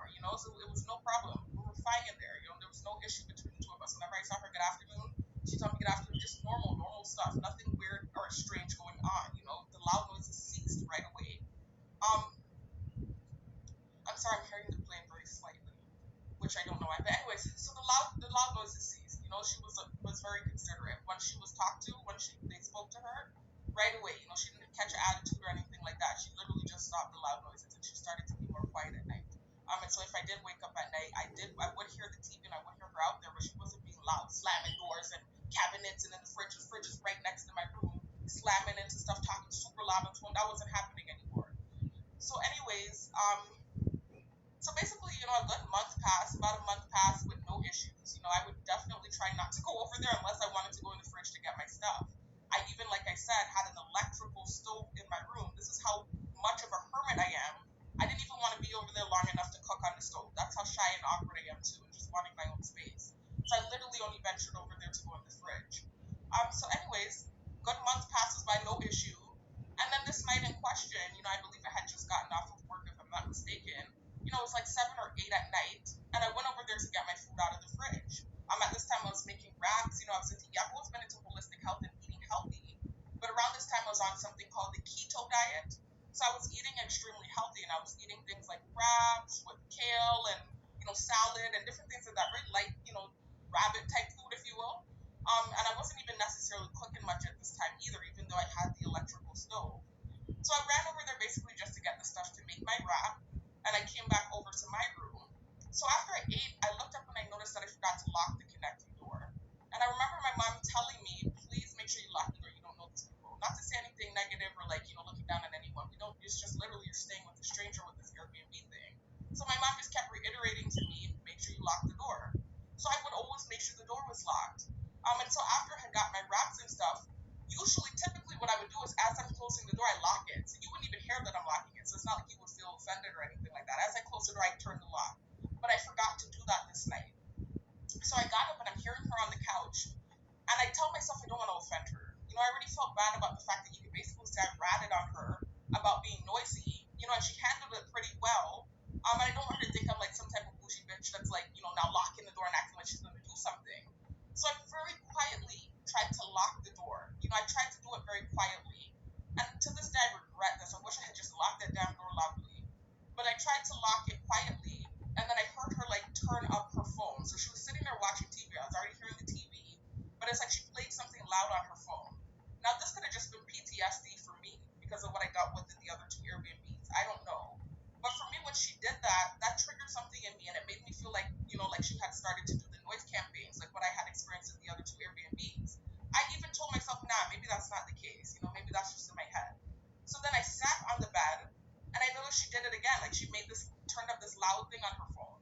And so it's just literally after that moment, and I know this sounds crazy and like madness, but I'm telling you, this is what was happening to me. It's inexplainable. The best way I can say is that it's something spiritual going on. I keep saying that. But anyways, after that, it was basically she started to do noise campaigns, similar to what the elderly couple was doing. Not pushing stuff up against the door or anything like that. But basically, anytime I'm moving, she's making noises out there. Very subtle too, but still doing it. Making noises. Every time I move, just to let me know that she can hear me moving. It's the weirdest thing ever, and I can't really explain it. But I felt like every time I got up, I would hear her turn up something loud on her phone or slam something down on the table. Just something like that, after that locked door situation. So for me, I started to feel really uncomfortable again, similar to what was happening in the first and second Airbnb, but also frustrated because at this point now this is the third time it's happening to me, and I'm like, I'm gonna do it back. I didn't do it back to the elderly couple. I didn't do it back in the second apartment with the maintenance man when I was staying with my boyfriend. But in this apartment, I'm going to do it back. And I regret that to this day. I just really wish I had just ignored it. And obviously, it probably would have just stopped. It's the fact that I was not respondent, saying stupidness. It's the fact that I was reactive to what I felt like what was happening to me is what I think made it blow up into something more. So anyways, I start doing the noises back, and it turns from subtle to loud, where we're both just purposely making noises when we hear each other. It's a weird, stupid thing. Similar to, like I said, what was happening in the first Airbnb, except now I'm participating in the noise campaigns and doing it back. So anyways, this is happening for a good week or two, and then these two new guests move in around the same time. Two guys from 2 different states. I wasn't aware of the fact that they had moved in. So I just noticed this one day the noise campaigns were really out of control. I was like, dang, what she got going on today? I was like, she must have some friends over. Because we're both still doing the noise campaign thing, back and forth at each other. But I'm noticing that it's just like sounding really crazy. Like it's sounding like it's way more than one person at this point. I'm like, okay, what is this? So for the next few days, I noticed that, and because I'm such a person that stays to myself, I wasn't aware of what was going on in the main Airbnb. I didn't know that these two new guests had stayed there or moved in, and I guess whatever, she told them whatever, and they started to participate. So after about a week of them being there, this is when I discovered that there were new guests. And so that's basically what started this big. I'm sorry, I heard noise in the background. That's basically what started this horrible situation for me in that third Airbnb, because all three of them, before I even got to know the other two guests, or them hear my side of the story, they just automatically got to know her, because they're living in her space and decided to participate. So it was all three of them basically against me. Just one set of noise campaign. Somebody's turning on the faucet. There was a faucet in the kitchen right next to my connecting door. Someone else will be slamming the cabinet, and then the third person will be out slamming the front door. Just a bunch of different stuff. And they were going ham like all day long, and it turned into even 24/7. You can almost say monitoring, similar to like the targeted individual program. But I wasn't a target yet. But they were literally in-house gang stalking me, you could basically say. It would even turn into the point where, like I told you, I do wake up at night sometimes. I would wake up at night, turn over on my side, and I'm hearing the sink turning on. I'm hearing the sink turning on. So it almost seems like it turned into this thing where they were like taking shifts. I know that sounds crazy, but it seems like they were even taking shifts, like taking turns staying up, so somebody could stand by the sink and literally just wait for me to shift or move or anything of that nature so they could turn on the sink. It was the weirdest thing I had ever experienced, even weirder than the other two Airbnbs. I'm telling you, this third Airbnb was the purest gang stalking experience I had before coming into this program. That was the closest thing to true gang stalking I had experienced before getting into this actual program and becoming a target. Anyways, it was really scary and horrible for me. I even remember there was one night that I had woken up. It was like, I think like 5 a.m. or something like that, like right before the sun comes up. I had just woken up because I was having a bad dream, and it felt like I was having trouble breathing. Because as you guys know, I do have like this chronic sinusitis thing going on. I don't think I snore, not really, but sometimes I can, if it's one of those nights where I'm extra like congested or whatever the case is. So I remember I woke up and I was like kind of gasping for air, not totally, but like kind of snorting, trying to catch myself. And then when I came to, I'm basically hearing the person that stays by the sink monitoring me doing snorting noises, going, like teasing me, and I heard laughing. And so it's just like, these people are so crazy. They're staying up 24/7, monitoring me by the sink. And it's to the point where they're laughing, at this time of the morning at the fact that I was, gasping for air, and snorting with my nose or whatever it was that was happening. So I remember I even called my sister crying, because at this time too, there was a fourth guy that moved in. He was there for a very short stint. A young guy that was in the military. He was very young. He had just joined the military, as a matter of fact. You could tell he was a very nice guy too. It's really just that he had heard whatever he heard, so he was moving kind of weird with me. But I remember even him, he was staying on like this cot right by the internet router, and he started to purposely like plug out the internet, because what I had started doing was playing music on my computer or movies really loud with my speakers, just to block out the noise that they were doing, the gang stalking noises. And so what they started doing was purposely plugging out the internet. This guy was staying on the cot right next to the internet router, and he's purposely plugging out the internet. And so I'm now being forced to go over there, because I would call the person in my close circle and tell her that the internet keeps coming off, and she would tell me, well, you probably have to go over there and try and make sure that it didn't get plugged out. And so I would have to literally now, because I had stopped going over there. Once all the gang stalking and stuff started, it got to the point where I was eating room temperature stuff, drinking room temperature drinks, anything that didn't have to be refrigerated, because I did not want to cross over into this Airbnb, into the main area with these people. And so it got to the point where I had to start going over there just to plug the internet back in. And every time I would go over, he would have like this smirk on his face, and they're all laughing. I'm hearing laughing in the back of the room, and he'd be like, "Oh, sorry, it must have plugged out by accident. My bad." Like just stupid, dumb, petty stuff where you can tell like they're doing it on purpose. So it was just like horrible in this Airbnb. It got so bad. I was so uncomfortable to the point where I started to even live in my vehicle for a short stint. It was stupid because I was still paying rent. I was getting a discount because this was someone in my close circle that was renting the unit out to me, but I was still paying. So it was literally like I was paying for a unit just to have a place to bathe, because I wasn't staying there after a certain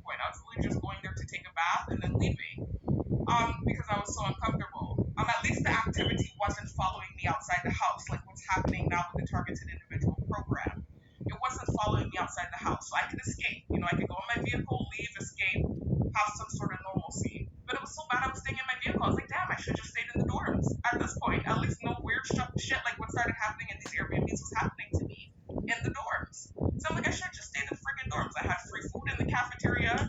I wasn't having issues with anyone. Sure, the noises at night was annoying to me. The bathroom was nasty, but I was fine. I wasn't dealing with gang stalking activity and all this other weird stuff that started happening. And let me reiterate, it didn't happen right away either. I was staying in Airbnbs for a good 4 months, so many, with no issues. Even staying in houses, not even just connecting Airbnbs, in rooms in people's houses, with no issue. Then all of a sudden, these three, Airbnbs, these three back-to-back Airbnbs I stayed in, this weird thing starts happening, this monitoring spirit thing, and this is shortly before graduation. This is why I think the thing feels spiritual in a sense, and I keep thinking about the fact that when I was still looking into witchcraft, when I was still looking heavily into that stuff before they tried to throw accusations at me, and I'll get to those videos as well. It's like so much stuff. Y'all, this part is iconic. This is one of the things they ran with, where I'm mentioning the fact that there was a video where I saw that nakedness was a symptom of witchcraft, humiliation, and the utilization of pictures. They took those three things, and not the humiliation thing, but the naked thing and the picture thing, they took those two things and made it stimuli for me. And this is evidence that my nervous or anxious reaction is not indicative of guilt. Because with the naked thing, I was actually able to find the video where I got that information from Nkeisha Wise's page. And I hate putting the lady's name out there. I keep doing that, especially since my thing is so viral. But I literally need this evidence and documentation. But in this video, I'm about to play it in a minute, but let me just quickly show y'all which video you can see where I provided the evidence that that's where I got that information from, because they tried to, everything I said, they tried to spin it and make it seem like it was stuff that I was doing. So part of the allegations they threw at me was that I was doing witchcraft because I said that I suspected that my roommate did it on me. They started trying to paint this false narrative. Those of you that have been following me, you know what I'm talking about. But they started trying to paint this false narrative like I was doing witchcraft. And so part of that was me mentioning the naked thing and the picture thing. They were acting like I knew that information because that was something that I had done. That's basically what they started trying to insinuate. And so I was able recently to at least find the nakedness thing. Still haven't found the video with the picture thing yet, but I was able to find the nakedness thing that they tried to make stimuli. And I'm almost certain I got it from the same page. I just haven't found the video yet. But thank the Most High, I was at least able to find the video where the nakedness thing was mentioned. And I showed that evidence in this video, the part 2 gaslighting and programming of the targeted individual. And you see the thumbnail that says your mind is programmable, and it's an hour and 18 minutes long. In this video, I'm providing evidence from Nkeisha Wise's page about some of the things that I mentioned. For instance, the nakedness thing. I was just showing you all where I got it from and showing you that I had even commented under those videos 10 months ago, before any allegations were ever on me. So you can understand that I got that from someone else. They know I was looking into this stuff heavily. I was looking into this stuff heavily months ago when I had first came back on island from trying to relocate after my targeting blew up here on island. I haven't gotten to that part of the story yet in this recording. Right? I'm about to get there. When I graduate from school after the weird Airbnb thing and I go home and I send the text and I become a target, I'm about to get there in a minute. But once that happened, I stayed on island for 2 years. I taught, and then eventually decided to try to relocate off island because I didn't know I was a target and I didn't know that this would be something that would be following me. And so I remember trying to relocate, things blowing up in the States, my targeting going viral because of some of my reactions to the abuse. Reactive abuse is what it's called. Me not knowing that this was a program and not knowing how it worked.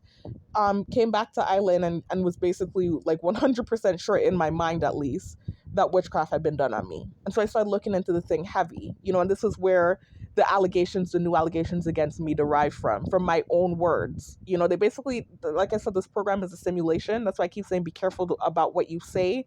And it's also a smear campaign. So anything you say and or do, they can take it and warp it with their technology and with their tactics and paint it like you're the one doing certain things, or paint these false narratives, whatever it is about you, using information about you or things you've said. And so basically my belief that this roommate had done witchcraft on me and my looking into that stuff basically helped provide bullets for them to try and, I guess you could say, shoot me with false narratives and make it seem like I was doing something. And so this part of the video here is very important. because I talk about the nakedness thing and I talk about the picture thing. And I provided evidence about the nakedness thing in, like I said, this part two gaslighting programming video. I literally show you all a screenshot of the Nkeisha Wise video that I got it from, and I show you a screenshot of a comment I left underneath that video where she's talking about the nakedness. All right, let me continue. And this video is getting to be way too long. I didn't want it to be this long, guys. You know, this always happens. It's already way too long. I'm probably not going to play the whole thing. I'm going to continue playing this Airbnb thing. And then I'm probably going to just go over to the other video and show you all. I'm going to see how I do this because it's way longer than I wanted it to be. And it's kind of counterproductive at this point, because the whole point of me doing this was so you would have a shorter video where you can literally just see what caused my targeting without the extra details. But the extra details are so freaking enmeshed in my story that it's hard for me to do that and share the information without including those extra details. I still ended up doing it in this video. So much content I have to now recreate. It's so frustrating. But anyways, before the accusations were thrown on me, I was heavily in my part one and part two video talking about the fact that I felt like someone did witchcraft on me. And I was even looking up videos on how do you know if you have witchcraft, and they talk about the fact that humiliation, these situations where you're completely humiliated. Oh, I went off on a tangent. I didn't finish what I was saying. So again, guys, the anxious reaction is not indicative of guilt, and this is evidence of that because they made the nakedness thing stimuli for me and the picture thing. And there were several times when they sent me videos with the nakedness stimuli, and I had that anxious reaction that they like to catch on camera and run with. And I at least was able to prove where I got the nakedness information from. So that's to tell you these anxious reactions are nothing more than PTSD and social anxiety because I know I'm being stared at and accused of heinous things. Point where you're being seen naked. I remember this girl named Nkeisha Wise. Check out her channel. She was talking about this girl. Oh my gosh, I forgot the name of the girl. The girl was killed on camera and she was half naked. I forgot the girl's name. Kanika Jenkins, I think. I don't want to say the wrong thing. I might be saying the wrong thing. So don't. I did say the wrong thing. The girl's name was Shanquilla Robinson, not Kanika Jenkins. But she was talking about one of these viral deaths that happened where the girl was basically killed on camera and half naked. And she was saying that looks like witchcraft. She said, like, literally with these witchcraft things where people put witchcraft on you, it's oftentimes humiliation type of stuff where you get seen naked on camera. She said that's a main sign that your witchcraft was done on you, being seen buck naked on camera. She said there's actual rituals like that. This is what Nkeisha Wise, check out her channel, was talking about. The fact that oftentimes if you're seeing yourself being seen naked on camera, being seen naked by a lot of people, that is a key sign of freaking witchcraft. So for me, I was just like, oh my God, what's happening to me? I'm like, did somebody put witchcraft on me for sure? That's one of the things. So many other things. The reason I'm saying that, guys, I don't think I have to tell you this if you're targeted. I'm sure you're aware of this. Not all targets know, though. Not all targets are aware of the fact that they're being surveilled. They have a feeling, but they don't know how it's being done. But it's via the military air vehicles, MAVs, the mini air vehicles, which are the insect drones. So again, these insects are real insects that they use, and what they do, this is some real high science technology, is during the pupa stage or the pupa stage of the insect development, they insert probes into the insect's brain and basically chip it, just like how they're microchipping you and neuromonitoring you. They're doing it to little small insects. And so this is how they can remote control real insects. The insects look real, like real mosquitoes, because they are utilizing real mosquitoes. They're utilizing real birds to create these drones. This is like some real Frankenstein sci-fi type shit that's happening here in real life, right? So they're creating these insect drones and, microchipping the things in the pupa stage so that they can remote control these damn mosquitoes. And it's real mosquitoes, but they can see you. They have cameras in them. They can sting you and insert RFID chips into your body and nanobots, and they can hear everything you're saying because they have microphones on them. So this is what I'm talking about when I say humiliation being viewed naked, because they're utilizing these insect drones to surveil you 24/7. They have it in every little crevice that you try to turn in. You go in the bathroom to take a shit, the thing is in the toilet. You go to take a bath, it's in the tub with you, So this is what I was talking about. That's humiliating, especially for somebody that used to be a teacher. But forget that. Forget my titles, forget degrees, forget all of that. For a human being, it's degrading and humiliating. Near-death experiences, the near-death situations, like my car blowing up, what I talked about in my first video. Did I talk about that in these videos? Oh God, I still have to talk about those too. Did I talk about that? recall if I talked about that. I gotta rewatch my part one video. I'm not sure if I talked about that in the series or if that was in one of the videos that got deleted. Several near-death experiences that I've had. One of them to the point where it was like my car actually exploded with me in it, and I had to bust my way out of the car. I'm telling you, there's something on me. But anyways, it's just all the signs are there. People massive. Those are also signs of witchcraft that I saw, guys. I try not to say too much because remember what I said, they like to turn things around on me. But that was also something that I saw, that if you see fire, like you almost get burnt in a fire, or if you're noticing back to back car accidents, near death experiences, these are all signs that somebody has put witchcraft on you. Again, not trying to sound like a crazy nut. I just want y'all to understand what my train of thought was back when I was making, I guess you could, I wasn't accusing her, but when I was insinuating that that's my roommate might have done something spiritual on me or somebody. These are why the things that I was taking into consideration, because if you do believe in that stuff and if that thing does truly exist, I'm exhibiting all of the classic signs of a witchcraft victim. Also, people turning against these weird anomalous situations. You know what I mean? It's just weird. But anyway, so at the time before I was accused of doing witchcraft and I was heavily looking into it because I thought it was on me, I have looked up some videos where they're basically talking about the fact that people who do witchcraft on you can oftentimes use your pictures to do it. And so I'm thinking to myself, well, I had a Facebook, I'm pretty prideful, I was flaunting all of my stuff, all of my accomplishments, the fact that I was about to graduate, the fact that I was teaching, just all this damn stuff I was flaunting on Facebook, not ever thinking that could be used against me, or weaponized. I wasn't ever thinking that would be a thing, So there was so much freaking pictures of me that I had posted, and so all of that is in my head. I'm thinking to myself, well, I definitely had a lot of pictures posted. I'm a prideful person. I've pissed off a lot of people throughout the years, and actually, the lot of people thing really started shortly after moving out with this roommate, like I said. So I want to again, like, say for sure she did something, but I'm just saying it just like all the signs are there, and it just feels weird, especially with the again, I want you to understand my mindset has changed now. I'm no longer insinuating that she did this. I do believe something's on me. I'm not trying to give it power. I denounce it in the name of Yeshua, but I'm not trying to insinuate that she did this. But I'm literally just sharing this clip of my full story, and in the story, I was making those insinuations. And right now I'm hearing a humming sound. They talk about this with targets. There's this humming sound that targets here. I believe it's because they microchip you. So they're using whatever frequency they're using. And so it causes like this weird humming sound. It's called Havana syndrome. And it makes you physically sick. It makes you nauseous. It makes your stomach upset. It makes your head hurt. And I notice with some of these videos when I play them, the Havana syndrome thing starts to happen. You literally hear like a humming sound similar to how like a cicada insect sounds. That's what it sounds like in your ear. It's this weird humming sound. And then you just notice you're like feeling out of breath. Your chest is feeling a little bit tight. Your stomach might start to feel nauseous. Your head might start to hurt. That's happening to me right now because I'm sharing truth and I'm sharing my video. It's crazy. But anyways, let me continue.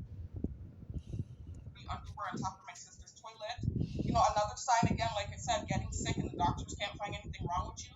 And then after we moved out from her, my sister got her health back. We started going to church. Just a lot of weird stuff. I'm telling you, a lot of weird shit. Like just a lot of weird shit. But anyway, so I forgot what I was saying. I went off on a tangent. What was I saying? I went off on a tangent. Focus. What was I saying? Oh my god. I was in the Airbnbs.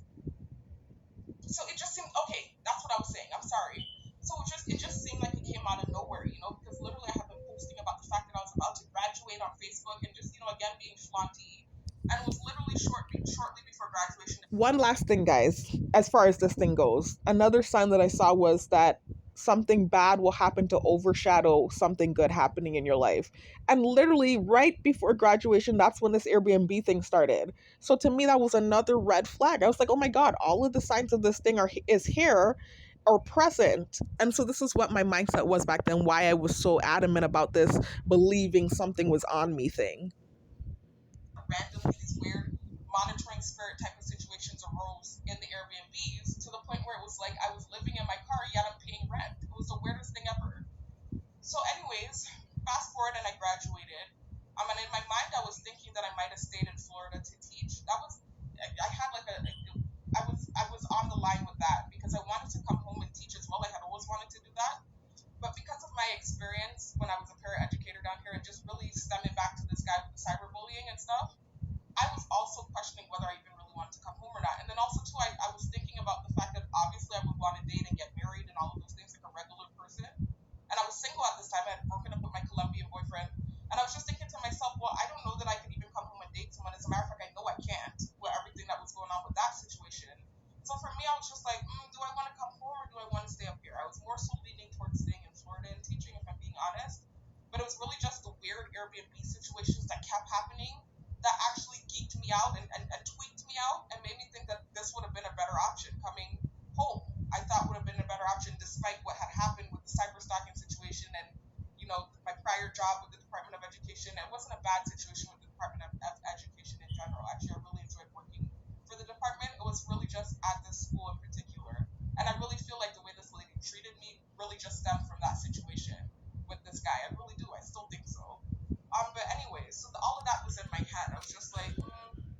And guys, I want you to understand, if you listen to my full story, you'll hear more details about what I'm talking about with that first school that I worked at on this island for the Department of Education, because I did not have a bad experience at the other schools I worked at. It was just that school in particular. And the lady that was directly over my department in that school, where I was a special ed paraeducator, was doing some passive aggressive things towards me. And the things she was doing correlated to what I had told this guy. I basically, when I trusted, and that's to tell you that me telling him my roommate's business, I didn't have malicious intent with that, because I even told him some embarrassing things about myself because I really trusted him. So you can understand. But I was working at this call center in my early 20s. This was after the Walmart situation. I'd gotten a good job at a call center that paid really well, like the most I had ever been paid at that age. And I remember this was the first job that I had ever worked where I had to be in, not totally, because I had subbed back then as well. I was an OPS substitute teacher at a charter school back then. That was my first job doing substitute teaching.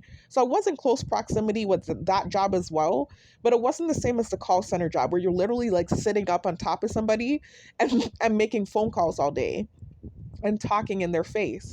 And I've always had this insecurity about my breath. And it was never anything that anyone had told me. I dated numerous guys in high school, etc., friends, everything, and I was never told that my breath stunk, but it was always a fear of mine because I have chronic sinusitis. I talked about this in the same video that I'm sharing clips from, but you're not seeing those clips.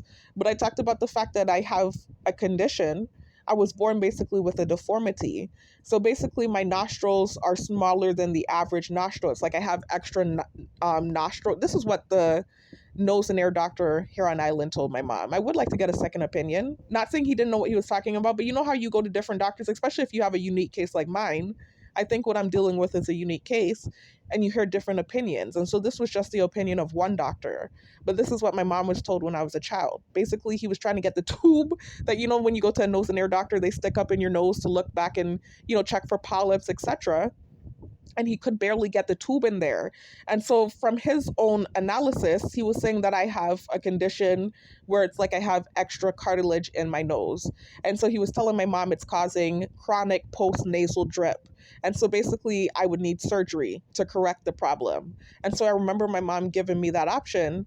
And I chose, that's to tell you, from young, I was into more so the natural route. I didn't want surgery. I didn't like, and I was a child back then, but I didn't like the idea of somebody going up in my nose and cutting shit out. I told my mom I didn't want the surgery. And so I've always had like chronic sinus issues. It's not like a cold. Like with a cold, like you have green snot coming out and, you feel irritated, your nose feels irritated, or even allergies. When you have allergies and you're sneezing and your nose is itching, it's not like any of those things. My nose doesn't feel irritated. It doesn't itch. I don't feel sick. The snot is clear. It's not green. So it's not an infection. Like with sinusitis, it can be bacterial or it can be like an infection. It's not an infection. It's literally some sort of agitation, or like that doctor said, maybe it is excess cartilage in my nose. I don't really know. I would like to get a second opinion. And I actually did recently see a video where they were talking about the vasal nerve. I don't want to say the wrong thing, but I think from what I saw, some people have chronic sinusitis because their vasal nerve is being pressed against or something like that. I don't want to say the wrong thing, guys, so don't quote me.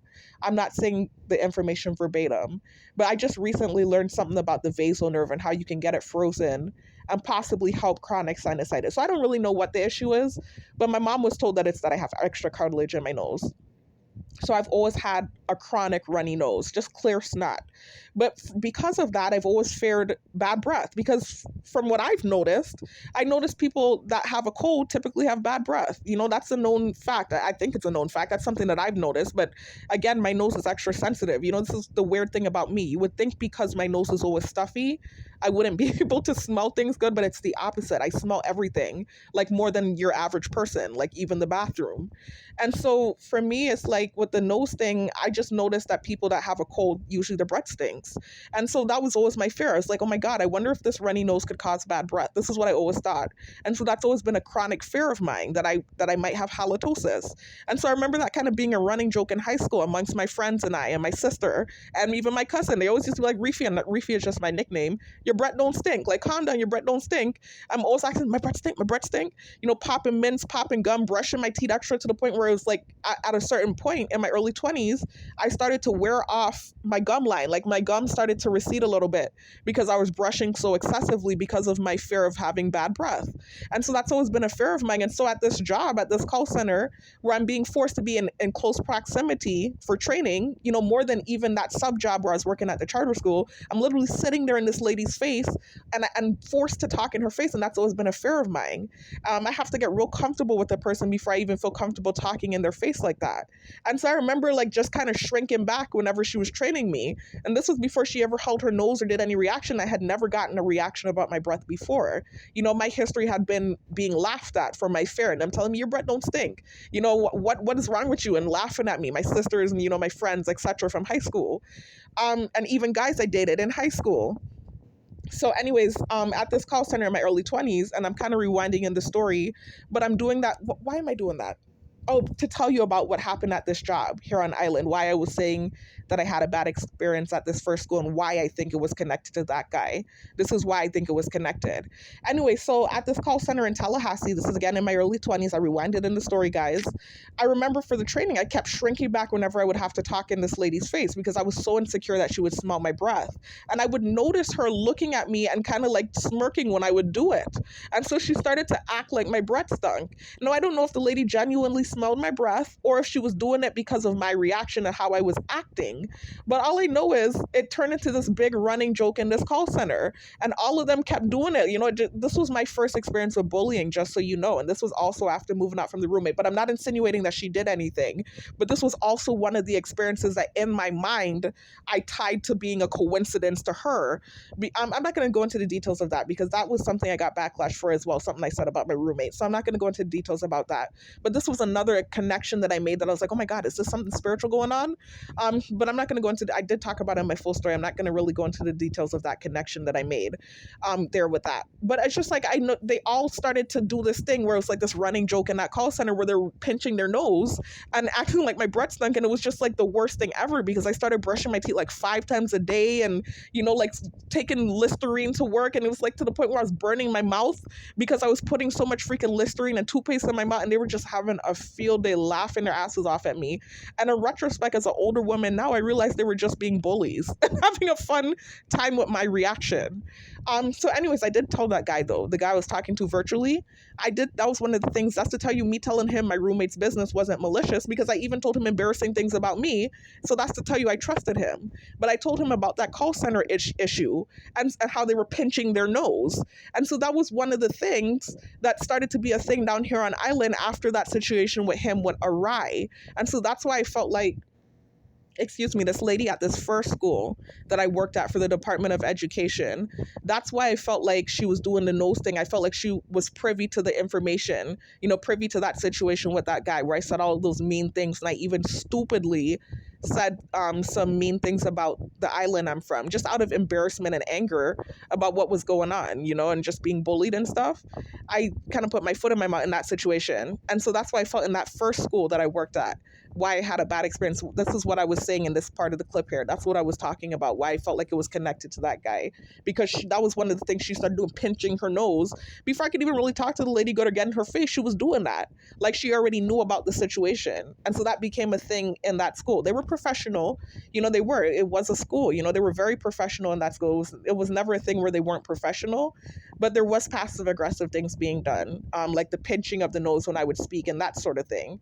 And that kind of happened at that school, and that kind of made me fearful about working here on island because I was like, oh my God, that situation has spread so far. It's to the point like when I work down here, I have to worry about, certain things that I told this guy is what I was thinking. So it wasn't just so bad that it's like I couldn't date a dude on island genuinely without worrying about being set up, but it even trickled into my working space. You understand? These are things I might still encounter if I come home. But I was like, home though, that seemed like, it just felt like, I don't know, it just felt like in my head, I just felt like that would be the best option. It just felt like a sigh of relief just thinking about coming home because of what I was dealing with in Florida at the time. So anyways, I was still on the line though. I had even applied to several schools that I had subbed at before. One of the schools, there was this lady, Miramar High. I remember the receptionist, she kept giving me hours and she kept telling me that they had vacancies. So I applied there, and I also applied to MacArthur High School because I subbed there as well and I really liked it. And I remember I first. And so when I got the interview, I was in the car with my mom. My mom was up there at the time. And I was in the car with my mom, and I had the interview. Basically, it was a phone interview. This was around COVID. This was shortly before the start of COVID. So I had the phone interview, and basically the lady really liked me. And right away, she basically decided that she wanted to hire me. And I think it's because, like I said, I'm just really good at selling myself when it comes to jobs. I think now with what's happening, I would probably be a basket case in an interview, just because I feel like everyone is aware of my situation. Guys, those were cryptic words that I said there, because then months later I had a few interviews, like the one I recently had for the correction officer job that I'm still in the process of going through the hiring process with. Thank God I heard back from them. I'm so grateful. But even in that interview and several other interviews that I've had, my performance was subpar, like just barely making it, because of my anxiety of, just everything that's going on. I'm not really trying to say too much, but definitely not having the same performance that I would typically have in an interview. It's nerve wracking when you know that you're being watched and stuff, and you're hearing noises in the back. And I don't want to bear false witness, but whatever, so it's just like I was right. Like literally, my interviews are terrible these days. Not terrible. I won't say terrible, but like subpar, not the same. It's weird to be interviewed and know people that don't like you are watching you and are actually making noises too. It's hard to explain it. But like me of old, like when things were normal in my life, I'm really good at selling myself in an interview. That's why I'm always getting jobs. Well, used to always get jobs. And so with this lady, I was just basically selling myself and being myself. And I was telling her my teaching style is that I like to change it up because I know that there are different learners. And I even told her that I had an IEP growing up. I was transparent, and I told her basically that I know what it's like basically to have teachers that don't change up their learning style, because there are auditory learners, kinesthetic learners, visual learners, etc. I was just telling her that type of stuff, and so she really liked me. And so I remember within an hour, I was in BurgerFi with my mom, and she called me back and gave me the job right away. Initially she was telling me that after the interview, she would discuss with a few of her coworkers and go, talk with a few other candidates, and then I would hear from her in a few days. But after the interview, I heard from her in an hour. And so in BurgerFi, she literally hired me. She offered me the job, and I was like, oh my gosh, because in my head, from what I had seen, I knew I remembered seeing that I needed a teaching certificate. I literally had just graduated. So I was like, what? I was like, wait a minute, so she let me teach, I don't have my certificate? I was like, okay, this is dope. I was so excited. And in my head though, in the back of my head, I was still thinking about that.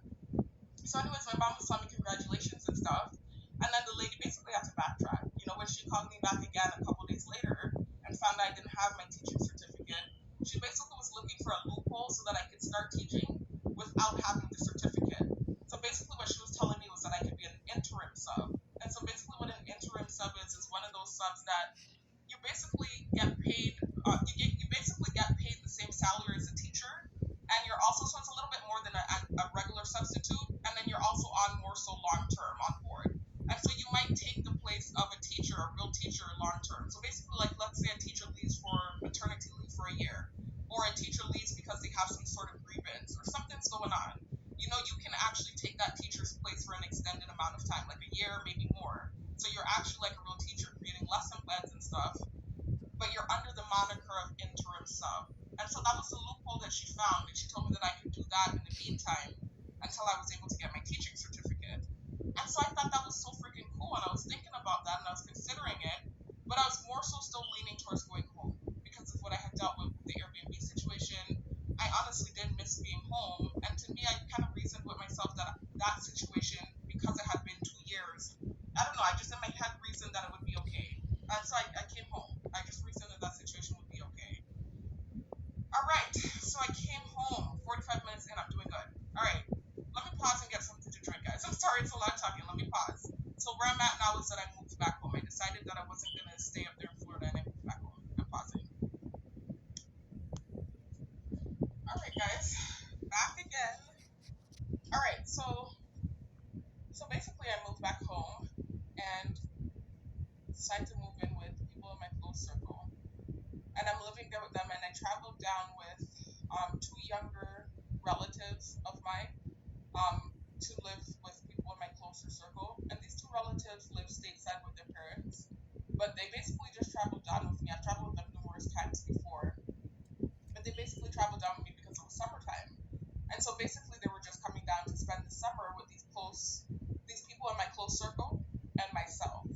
And this was nothing new or out of the ordinary. Like I said, these younger relatives had traveled down with me many times, and I've also babysat these younger relatives many times before, no issues. So basically, I traveled down with them. We're basically having a full house at this point because a lot of people was home for the summer. So it was just basically, like I said, a house full of people in my close circle. A lot of people were home for the summer, not was home. Sorry for the poor grammar, guys. I keep saying this and I put it in the comment section, and I know I'm sure those of you that actually read comments or pin comments or the description box, you notice that but that I oftentimes correct my grammatical errors. I'm not a good public speaker, and I've said this numerous times, guys. So I do apologize for the poor grammar, especially since I used to be an English teacher. It's embarrassing, but I'm not a good public speaker. But do understand that I do know how to speak well. I'm oftentimes correcting myself when I listen back to these videos and cringing. I mean, it was such a full house. It was to the point where I had to stay in the room with these two younger relatives of mine, excuse me. That was nothing out of the ordinary. I had done that many times before. So when I initially got down, when I say home, I mean on the island. When I initially got home and I started staying with the people in my close circle, everything was fine. I remember even laying back on the bed and just taking a deep breath because the air, I stay in the islands, the air is just different to the air in the States. It's just like fresh air, it's like literally a breath of fresh air. Obviously there's more greenery and shrubbery too, less buildings and stuff. So it's just like it felt like fresh air. So I just took a big deep breath of fresh air and just feeling like I would not be dealing with that situation anymore. The Airbnb situation I'm talking about. So I remember that being a relief for me when I first got back, and I'm just relaxing and just like, yes, I'm home, that kind of way. And so it was just like normal at first. But then I did notice that in the household with the people in my close circle, I don't know, it just felt like the vibe was a little bit different. And it could just be because I had been gone for 2 years, and me being the person that I am awkward and introverted, and as I've just realized recently, have Asperger's. So all of that, even though the people in my close circle, out of anyone, are the people that I've always been the most comfortable with, just maybe just dealing with that Airbnb situation and being gone for 2 years, having been gone for 2 years, might have played a part in things. I don't know. It kind of felt different in the household. I just felt I don't know. I just felt somewhat of a rift, not any type of drama or anything. Not like anybody would be mean or disrespectful to me at all. It wasn't anything like that. It was really just a me thing, and I think maybe it was really just what I had dealt with in the Airbnbs. It might have just been PTSD, because as I said, things were so bad. I was staying in my car. So, anyways, um, staying in the house for a good month or whatever. It's summertime, like I said, no issues. And then I did start to notice that this person in my close circle kept mentioning the fact, whenever I would leave out with the car, there was a car that I was using at the time. I would leave out just to drive around, basically just go to different parts of the island. I hadn't been home in 2 years, and I do have a hot foot. I love to be on the road and stuff. So I would leave with the car for a few hours and come back. I'm not stammering, I'm not acting drunk, I'm not slipping or tripping over myself. And as a matter of fact, this person in my close circle knew for a fact that I was sober because I had been at school for 2 years and I did extremely well. It was to the point where I graduated magna cum laude. I held down 3 jobs. I was working at the post office, which is a very hard job, as I mentioned in my prior video.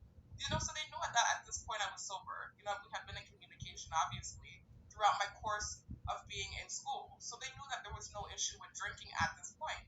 So when I'm leaving out, it's just summertime, I'm just trying to enjoy myself, and I keep coming home and this person keeps asking me, I hope you're not going out drinking. I hope you're not out there drinking. I don't know why, but that just really bothered me, because I felt like the person was being negative, and I know it wasn't coming from a bad space. I'm just saying how I felt at the time. I felt like the person was being negative and more so focusing on the bad parts of my past. Because remember, in 2014 to 2016, I was a blackout drunk. And then 2017, when I did that paraeducator job, I did start to drink again. I was a functioning alcoholic. So you can basically say it was like 3 years of me being an alcoholic, 2 years blackout drunk, and then 1 year of me being a functioning alcoholic. So I understand. Now, let me share some pertinent information with you guys, just as it pertains to the narrative they tried to paint about the text. One of the stimuli they tried to send me was about forgetting things or blacking out. I want to be very clear, and I say it in the clip here too. Glad that I did. I want to be very clear that I did not become a blackout drunk until I moved home from Tallahassee. So I was not staying or living with any of my younger relatives when I was blacking out. When I lived in Tallahassee, my drinking started because of what was happening with my ex. And I was very depressed in that time. But when I got home and I dealt with the cyber stalking, cyberbullying situation, in addition to the other things that I was dealing with, that was when I became a blackout drunk. When I lived here on island and I was not staying with those younger relatives. So that is pertinent information that I wanted to highlight. And yes, in my blackout drunk years, I was raped. So in those 2 years, I did get raped. There was an incident where I got raped. But that's to tell you, that's what happens when you black out. You don't do things that you can't remember. What happens is you pass out and then somebody can do things to you while you're blacked out. That's what happens when you're blackout drunk. So I just needed to specify that. And then I had 1 year of being a functioning alcoholic. And that was when I was teaching at that school where I had that bad experience with that lady that was over me that was doing the passive aggressive things. And that was weakness on my part. But it did happen. I'm very honest. I'm very honest about my past. You know, they like to say this thing, I don't take accountability and this and that. I'm very honest about my past and the past that I had. I was an alcoholic. I've said it many times. I was a blackout drunk from 2014 to 2016 to the point where I got raped. And then in 2017, I was a functioning alcoholic. So these are things that happened and the real things that I experienced. And then I cleaned myself up, paid my way back into school, paid for that course that I failed, that math course in my early 20s, got my associate degree, and then I left for school for the second time, was completely sober, held 3 jobs down for 2 years. I worked at the post office. I worked as a substitute teacher for Broward County Public Schools, and I also did night shift security while taking a full load of courses and graduated magna cum laude. So I wouldn't have been able to do all of those things if I was a drunk when I came home, right? When I came home the second time after graduating from school. So when I came home the second time and I was taking the car and I was leaving and I was just doing innocent things, and I kept coming home and having this person in my close circle asking me if I was going out and drinking, not because she was smelling it on me, not because I looked drunk, but just because she knew of my past as an alcoholic, I internalized that and I took that the wrong way. Then that there was a history with this, and this is why you would be thinking that way. But now I've been gone for 2 years. You know, I got myself together, literally graduated magna cum laude. You know, I felt like already as it was, and I think that was again a me thing. I didn't feel like she was. I felt like this person in my close circle wasn't, not like you have to be like, oh baby, great, good job, you know, nothing like that. But I just didn't feel like my accomplishments. And again, it's not like this thing where I feel like you need to be like, oh, put me, you know, anything like that. But I'm just saying, I felt like you didn't really even acknowledge the fact that I did get myself together and do so well. It was acknowledged, but I just felt like it was barely acknowledged. And then you're more so focusing on asking me if I'm leaving out and drinking when you know that I cleaned myself up. It's been 2 years of me doing extremely well. So it just really bothered me. I just felt extremely offended. I don't know why they're hitting the roof or making loud noises. I've said this in my prior videos that got deleted. I'm a real person. Even after they weaponized some of the things that I said in my prior videos that had gotten deleted, I'm still gonna say the same things. Obviously now I'm leaving names out and stuff, but I'm still saying the same thing because I'm an honest and real person. I'm just saying how I felt. This is the genuine truth. This is how I felt. And I can acknowledge that maybe it was just stemming from insecurity, and again, just feeling insecure about that time in my life, those 3 years where I was drunk. You know, especially those 2 years where I was a blackout drunk to the point where I got raped. You know, that is a very low state for somebody to be in. So it was something that triggered me, especially when I did get myself together. You know, and I worked so hard to do so well, and it feels like that's what you're focusing on is the past. That bothered me. Anyways, so again, coming from an older and more mature perspective, you know, I can see that maybe she's just looking out for me and hoping that I don't slip into my old ways. You know, that could have been what it was, because obviously I'm not in school right now. I just graduated and I'm taking the car, and I could easily slip into my old ways is maybe what she was thinking. So I don't think it was coming from a malicious place, but at the time I just remember it grinding my gears and making me feel upset. So anyways, forgot what I was gonna say now. So that all that was happening, all that was offending me as well, you know, all of that was bothering me. And so, and I even talked about this as well, and I didn't want to talk about this, you know, again, because they did use it to weaponize it against me in my targeting. They definitely weaponized me saying this in my targeting. But I'm still going to say it again, you know, even after they weaponized it, I didn't take down those videos. I left them up. And now that they were deleted forcibly, you know, not for my consent, I'm still going to say the same thing. You know, I did have someone in my close circle in that time frame where I was blackout drunk, where I had two people in my close circle. I'm gonna try to tell the story without mentioning who the people are now. Obviously, those people that have heard my story, those of you that have been following me, that heard this story already, you know who I'm talking about. But basically, in those 2 years from 2014 to 2016, when I had just came home from Tallahassee and I was, like I said, a blackout drunk, in those 2 years, I did start to have a strained relationship with someone in my close circle. You know, and to me, that also felt like witchcraft because that resembled something that was happening to this roommate. But I did start to have like this strained relationship. So to specify further, guys, I'm talking about an elder. I'm sure you can put two and two together, but I'm still gonna not mention relationships. I started having a strained relationship with an elder in my close circle. When I came home, I'm talking about now. Um, I was kind of rewinding in the past of why I think I felt some of those feelings that I felt, why it was a trigger for me, what was happening when I graduated and came home in my late 20s. I'm talking about how I felt when I was a blackout drunk in my mid 20s. That time when I came home from Tallahassee, I did start to have a strained relationship with an elder in my close circle. And she started to say some passive aggressive things towards me as it related to someone that was around my age in my close circle, a little bit younger than me, but around the same age as me, right? A few years younger than me. And so I attribute that to, a lot of what I was going through at that time in my early 20s. Remember, I was in a very low state. I came home from Tallahassee. The ex kind of led me on, took my virginity, led me on, whatever. I played a part in that. I can acknowledge that, but that did happen.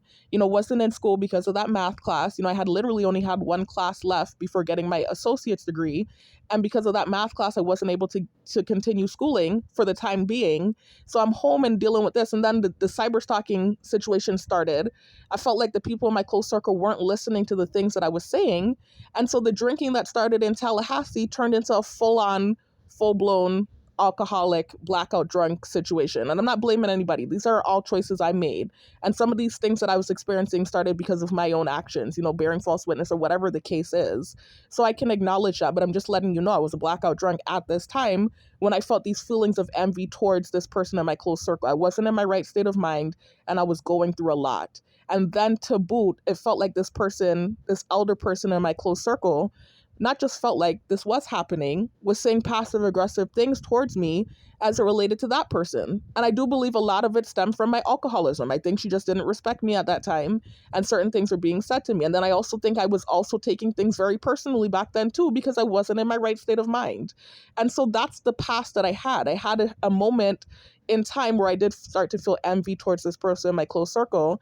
And so this is what I was talking about here. I think that those emotions were coming up when I came home and I graduated and I was doing well now. I felt like she was saying passive aggressive things towards me because that person in my close circle wasn't doing well in school. And they took that and they ran with that and they created a false narrative with it. And the reason I felt that way was because of comments that were being made towards me. So it wasn't just, asking me if I'm taking the car and drinking, but then also getting on me for not being on top of that person and making sure that they were doing well in school. So that's where I'm going to share a clip from another video where I basically told my story again. I've told it a million times at this point.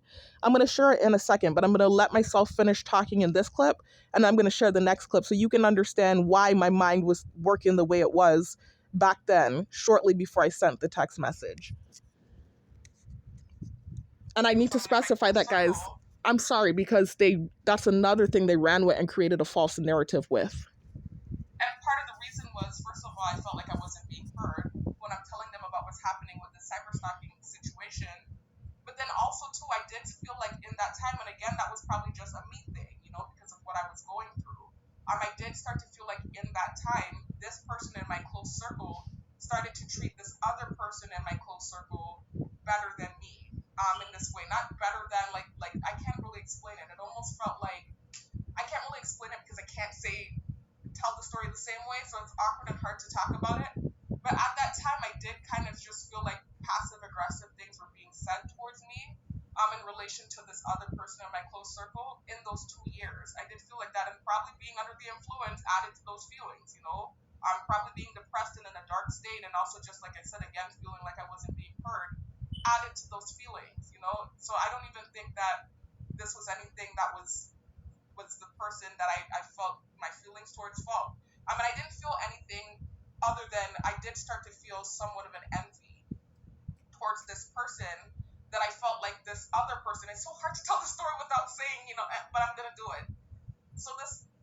said, I'm talking about two people in my close circle, and the relationship started getting strained with this one person in my close circle because I felt like she was starting to treat me differently, and obviously probably because I was a drunk at the time, but she started treating me differently, and then I did also start to feel like she was saying passive aggressive things towards me as it pertained to someone else in my close circle. So that did create feelings of envy at that time, and I have no problem admitting that. I'm a real person.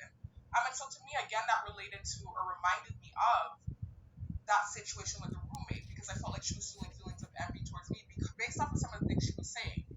So to me, it was just like I had never experienced this before with the people in my close circle. I explained to you the type of life I had. That was never an issue. Those feelings were new to me, and so for me, again, that also felt like witchcraft. And I also too attributed to what was happening in my life at the time, and also being a drunk. So that was also something that was an insecurity of mine. At this time now, I'm back in the house, and I'm still like just kind of feeling it at this time now, not really feeling those feelings as much as I did in those 2 years. But I almost felt like, and it's so stupid now, I kind of regret saying that because I think I put my foot in my mouth, and again, I think overthinking something. It almost felt to me like, and again, I admit, probably me overthinking. It felt to me like you were almost like trying to. It felt in that moment when I had came home, like this person in my close circle was putting me down because things were not working out for that other person in my close circle as far as school went at the time, which is so stupid because when I really think about it, things. I'm gonna come back to this, guys. I'm 6 hours and 54 minutes in, right? I'm gonna go to my other clip and share with you guys more details because I realize sometimes when I tell this story, I don't give all of the details, and that's important with what's going on with me, with how they take things and they run and they create these false narratives, especially as it pertains to that situation. I need y'all to understand now, since coming back from trying to relocate off island, since my targeting has changed, because remember, I've been targeted since 2020, but my targeting took a whole new form when I tried to relocate off of this island at the end of last year. Not the end, it was summer of last year. I tried to relocate and I was gone for a few months. And that was when those incidents happened that made my targeting go viral. And that made me basically catch the attention, I think, of some powerful people. And that made my targeting start really getting gnarly and scary and, a lot more people involved. It went viral. And so when I came back to Island in November of last year, my targeting had taken on a new form. And so they started to create these false narratives and, really hone in on me even more so than before, like really locked in, and painting all these false narratives. And this was one of the things that they honed in on from my full story, where I talked about this person in my close circle that I had felt the envy towards in those 2 years where I was a blackout drunk. And then I talked about fast forward to my late 20s when I graduated, got my degree, came home, shortly before sending the text, the fight that happened in the household and the kind of tension I was feeling in the household. I talked about the fact that part of my resentment, or not even resentment, wrong word, but part of the feelings that I was feeling, those weird feelings about the older person in my close circle constantly asking me if I'm going out and drinking when she knows that I'm sober. Part of that feeling was insecurity about this past with this person that I had felt the envy towards back when I was a drunk. Because it was odd to me, I remembered the passive aggressive comments that were made to me back in those years, and then now you're saying the same person, saying that you're asking me constantly if I'm going out and drinking when at this point now that I've been sober for 2 years, cleaned myself up, graduated. I don't need to keep saying that like a broken record, but did really well for myself. And then also comments were being made about this person that I had felt the envy towards in those 2 years when I was a blackout drunk, just getting on me about not, helping her to do well in school. Like she felt like I wasn't being a good, like I wasn't being a good, I can't say that, role model. Like I was out for self, basically. Like I was only focused on doing well for myself and I wasn't pushing her to do well, when that wasn't the case. I was trying to help her do her school, not help her. Wasn't trying to do her work for her, but I was trying to push her to do well in school. And I was telling her to come to the computer lab with me. And she did the same thing. I realized I took it too personal. I think that's what the problem was, because the same older relative did the same thing to this relative that I was feeling the envy towards when it came to my other younger relatives than her. She was also trying to get that relative to get those relatives. I know, oh my God, I'm saying relatives. People in my, it's hard to say the story, guys, without saying relationships. But do understand these are relatives. I mean, I can say that. But the older person also did the same thing to this younger relative of mine to my younger relatives, trying to get her to help them to do well in school because they weren't doing well in school and she was getting on her. So that's just something she does, you know? And so I don't think it was personal. And I just, because of my own insecurities and my own personal feelings from the past, I think took things too personal. And I think that's what it was. I took those comments too personally. But anyway, so let me share with you all this video where I kind of went into more details about some of the things that were being said. To go to the computer lab. And so my mom kept bringing up the liquor thing. You know, I kind of, and nephews, they love being around him. And so I remember I was taking his car and I was taking it for a drive on island sometimes because I had just came back home. And I love being on the road. I love driving. You know, I was used to having my car and being able to drive from point A to point B to point C. I'm the kind of person who just likes driving on the road. I love getting fresh air. I love driving. I'm the kind of person that will park and go to the rainforest, that type of thing. And so I remember when I first came home, I was just happy to be free, you know, because I had been dealing with that weird Airbnb situation. And I was happy to be home. I was just driving up and down and just enjoying the island. And I remember when I would come home, my mom would keep asking me, you know, and listen again to my Law of Attraction video because you'll hear me talking about rejection sensitive dysphoria and why I think I had that adverse reaction. But she just kept asking me if I was going out and drinking, and I hope you're not going out and drinking. And I was extremely offended because she knew full well I had been sober in school. Oh yeah, that's another thing to touch on, guys. I just recently learned that this year as I was doing self-discovery and trying to figure things out and blah, blah, blah. I learned about myself because of the things that I experienced when I tried to relocate off this island. Trust me, that just changed and altered my whole thinking, mindset, whatever, when your whole reality is altered like that. I mean, yeah, being targeted since 2020 has already changed my perception of things, but dealing with what I dealt with when I tried to relocate off this island completely changed my view of things and the experiences I experienced. So I just started looking into myself and learned that one of the symptoms of ADD is something called rejection sensitive dysphoria. So it's where you might take something more personally than the average person. You get offended really easily and you have a fear of rejection because of your deep-seated insecurities of having ADD, always feeling like you're not good enough. You know, oftentimes people with ADD, because our brain doesn't function the same as your average person, and it has nothing to do with intellect, by the way, guys. I already told you all about my IQ. So it's not about IQ. It has everything to do with just the way that your brain functions and the fact that your brain is in sleep mode. That's what's going on with ADD. It has nothing to do with how much you know or don't know. It has everything to do with the way that your brain is functioning. Basically, with ADD, your brain is in sleep mode all the time. So you're having trouble functioning and getting everyday tasks done. Things that someone else may be able to do, you would have trouble doing. There was even this guy that was saying this. I don't want to say this because they like to say I'm a narcissist and this could come across the wrong way, and I don't mean it like this. So I don't mean to say it like this. But this is an accurate depiction of what that feels like. He said sometimes you might see somebody, and I don't know how to say this without it sounding bad, but I've actually experienced this before as well. He said you might even experience somebody with a lower IQ than you able to do tasks that you can't do. And this is something I did experience growing up. You know, that's how it is with ADD. It's like, and it's not about IQ because that sounds terrible and I've already been called a narcissist. It's not about that. But literally that's the case. Sometimes something that you would be more than capable of doing because your brain is in sleep mode, you just can't focus to get your brain to focus and get shit done, especially if it's not interesting to you. And so oftentimes people with ADD or kids with ADD grow up with insecurity of rejection because you always feel like you're not good enough because things are harder to do for you sometimes, especially if it's things you're not interested in. So that's what rejection sensitive dysphoria is about. It's also a lack of regulation of emotion because with ADD, that part of your brain, the frontal lobe, is oftentimes underdeveloped, or the nerves, the neurological part of it isn't working. The neurotransmitters aren't connecting the correct way. So you have trouble regulating your emotions. So you're very reactive to things, or you might feel extreme emotions towards things that other people won't feel. And so all of that is where rejection sensitive dysphoria comes from. So you feel rejection, you have a fear of rejection basically.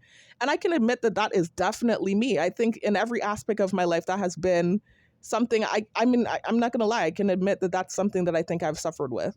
And so that's what I was talking about here in this clip. And I think that's a large part of a lot of the things that have happened with me. You know, I've been away for years and I even graduated magna cum laude.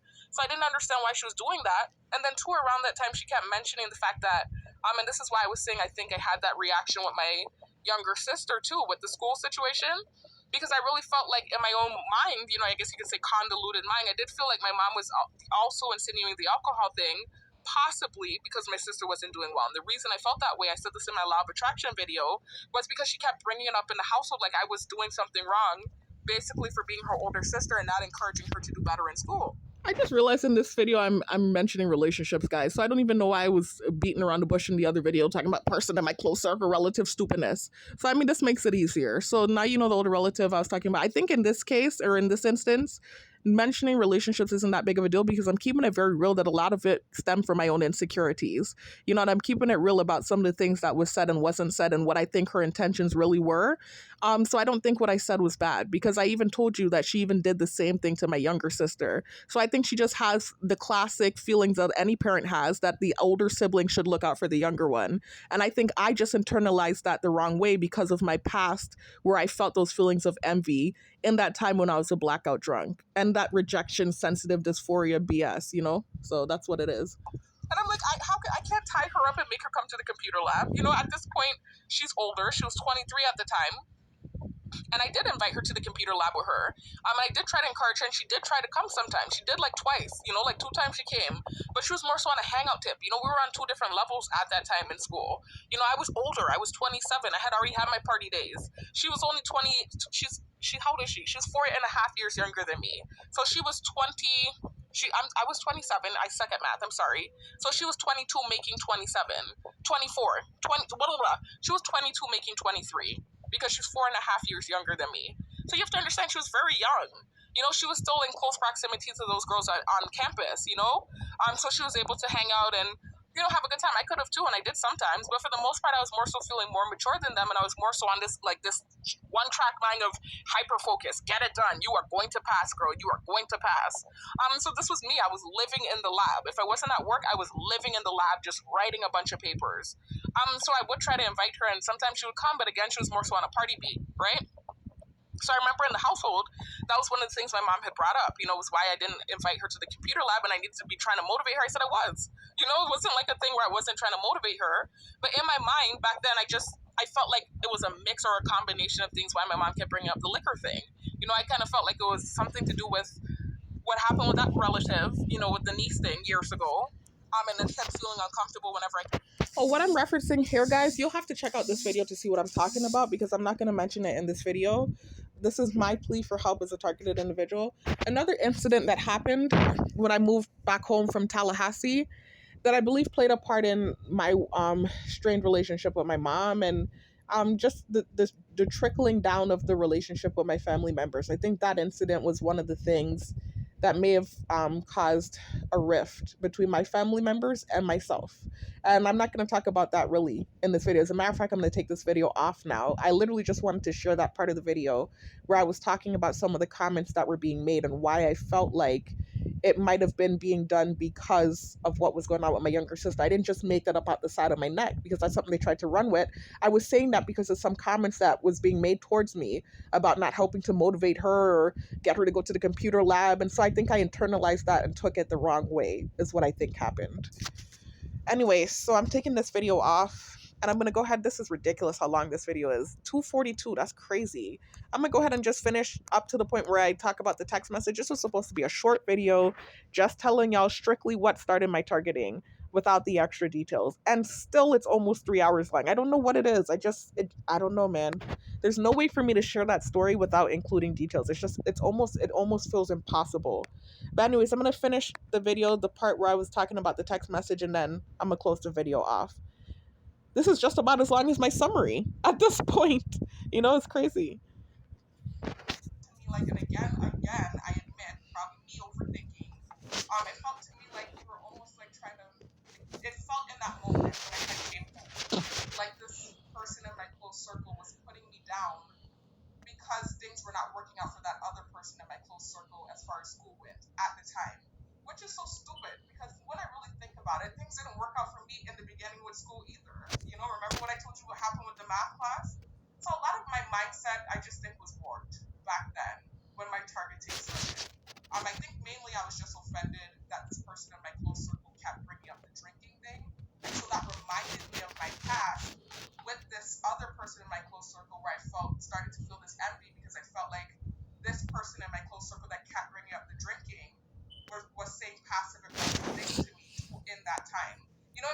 And another thing to note, guys, with one of the false narratives they tried to paint about me, I want you all to check out this video.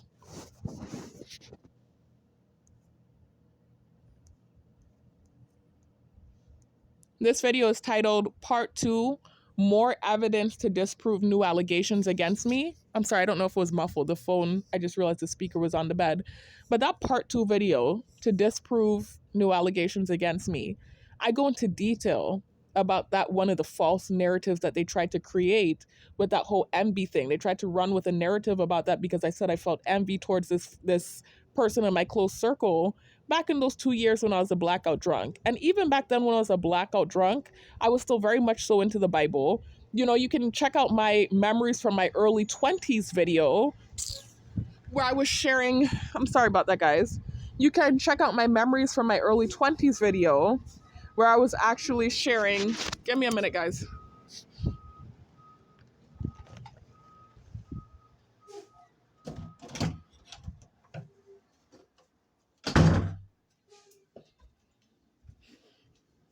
Sorry about that, guys. Loud truck outside.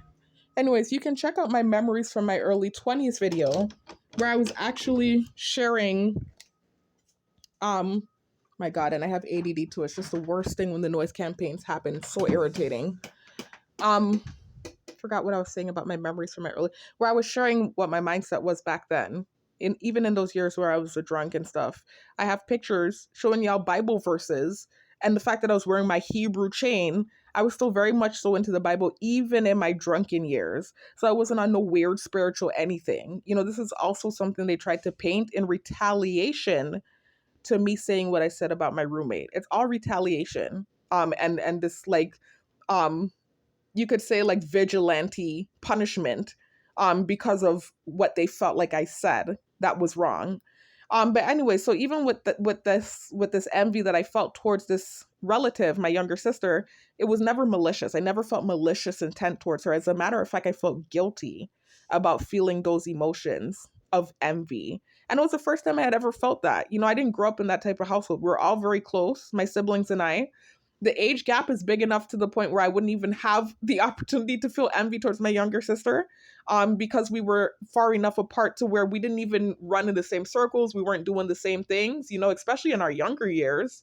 It wasn't until I came home from Tallahassee and we were older and I was experiencing my alcoholism, right? Because of the things I had gone through in Tallahassee. And then I came home and dealt with what I dealt with the cyber stalking situation. And I felt like I was telling her and my mother and everyone in my close circle what was going on. And I felt like what I was saying wasn't being validated. In addition to some of the other things that took place, I felt like that's why there was a rift within my relationship with my family members. That's where it started. And then to boot, some of the passive aggressive things that my mom was saying towards me, you know, I talked about some of those things in my full story, not going to go over it right now. That's what built that feeling of envy that started back then. And that was in those 2 years of me being a blackout drunk. And again, I reiterate, there was never any malicious intent. I never felt any malicious intent towards my sister. And actually, if I was the slithering snake that they tried to paint, I would have never said that. Nobody forced me to say that. I didn't have to say that in my story. I'm just an honest and real person, and I was telling my story. And I was also talking about one of the relations that I saw between the roommate and myself, because I did feel like she felt an envy towards me within our friendship because some of the things she was saying and doing. And so I was like, oh my God, this is one of the things that I find to be relative. Now I'm feeling this feeling of envy towards my younger sister, and I've never felt that before. This is weird.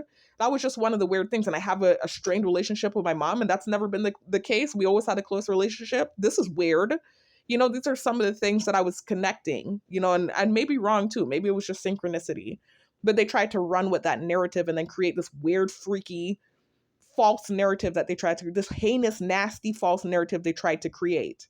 So please check out my part 2, more evidence to disprove new allegations against me video, where I knocked down that allegation too that they tried to create because of what I said, and being real and candid about my emotions. So that's all. I just wanted y'all to check out that video. Now, you even hear me say in that video that when I felt the guilt, not the guilt, excuse me, the envy towards my younger sister, I felt guilty about it. And there was no malicious intent ever. So that's all I wanted to say with that, guys. But let me go ahead and continue sharing.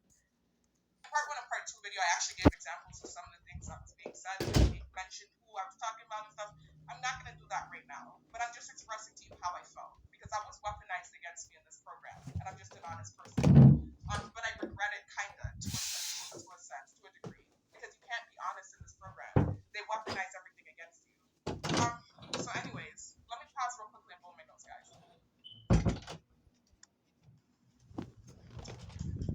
Yeah, sorry about that, guys. Anyways, so that was what was going on back then. I just believe, like I said, I was in a warped sense because I had just came out of that situation that was happening, that monitoring spirit situation of the back-to-back Airbnbs that I stayed in, three back-to-back Airbnbs out of nowhere. You know, I had been literally living in my vehicle. So I don't think I was in the best state of mind when I got home. You know, and so that also played a part in things. And then too, again, I think it was more so just insecurity because of the type of past that I had, those 3 years of being a drunk. I felt bad about it, and I felt like I had really tried hard to turn my life around, and that wasn't being acknowledged. And I think that's what the issue was at the time. Anyways, so that created basically like more tension in the house. It wasn't tension in the first place, but for me, I did feel kind of awkward, like this awkward energy. And again, it's a me thing. I can admit that. I think I was just in a weird state of mind, like I said, a warped state of mind from what had happened in the Airbnbs and stuff. So I was feeling strange around people in general, even the people in my close circle. So I just felt awkward in general, and then that started happening, that thing, and then basically it led to a fight. You know, I ended up having a fight with the person in my close circle that I felt like kept bringing up my past. I had a fight with that person, and that really made things awkward in the household. Things really got, now there really was tension. You know, it's not just me feeling awkward, it was an actual tension in the household between myself and the people in my close circle. Things got odd after that. And so then at this time, you know, like I said, I was staying in the room with these younger relatives of mine who had watched many times, stayed with many times before, no issue. And all of a sudden, I start to feel, I wasn't hearing this before, but shortly after the fight, I start to feel like I'm hearing noises in the hallway. I know this sounds like madness, but I did. I started to feel like whenever I would wake up at night, because I still wake up throughout the night, this has been, I mean, it's still happening now in this program. And actually now, because of what's happening with the program, it's to the point where I don't go back to sleep sometimes. You know, I'll wake up in the middle of the night and either toss and turn for hours or not go back to sleep until like the sun is coming up. That's what's happening to me now because of what's happening with this program. But prior or pre-program, excuse me, before the program started in full effect on me, I used to wake up throughout the night and then just go back to sleep. So this is what was happening as I'm in the room with these younger relatives, similar to what was happening in the Airbnbs in the dorm, same thing. And so I woke up and I heard what I thought I heard. You know, again, maybe these people in my close circle were not doing what I thought I heard. Maybe it was, like I said, spiritual. Remember, I've been saying it feels spiritual. I don't know what it was, but I heard. I didn't bear false witness because I heard what I heard. I didn't bear false witness. I didn't make it up. I didn't lie. I heard what I heard. Now, whether it was them or it was spiritual, I don't know, but I did hear stuff. Um, so basically, I just kept feeling like I was hearing noises whenever I would wake up at night, like in the hallway. So I would feel like I would either hear somebody like stomping by loudly on the floor, or like they would start to like jingle keys. And so keys became a part of my stimuli when I became a target. I'm gonna explain that in a minute. So basically, I would hear like stomping by in the hallway. I would hear keys. Nothing major, not like what it turned into after I sent the text message, but basically very slight stuff, but it still felt like noise campaigns. It felt similar to what was happening in the Airbnbs, but on a minor scale. And I really kept feeling like I was hearing that, but I was like, no way. I was like, this is in my head. You know, and then I'm also knowing I can't really bring it up to them because of how they acted when it happened in the third Airbnb. When it happened in the first Airbnb and the second Airbnb, it was more so a joke. But in the third Airbnb, it was more so like them looking at me like something mental was going on. I'm trying to explain to them that I think it's spiritual, and they're more so thinking I'm having some sort of mental disorder. So now when I come home and I'm living in this house with my people in my close circle, and this fight happens, and then I'm thinking that I'm hearing the noises in the hallway again, similar to what was happening. Listen to the plane. Listen.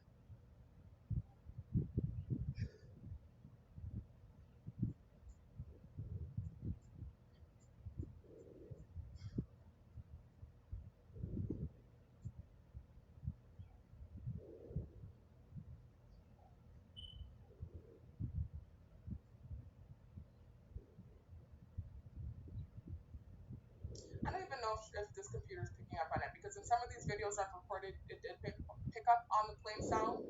and then some of these videos it's not picking up on the plane sound. So I don't know if I'm sitting here quietly because I might as well keep talking if the video's not picking up on it. I'm only stopping because I want the documentation. But I don't even know if the video's picking up on it this time because it doesn't sound like it's as close to the house. It sounds very near, but not near enough that I'm not sure if the video picked up. I hope it did.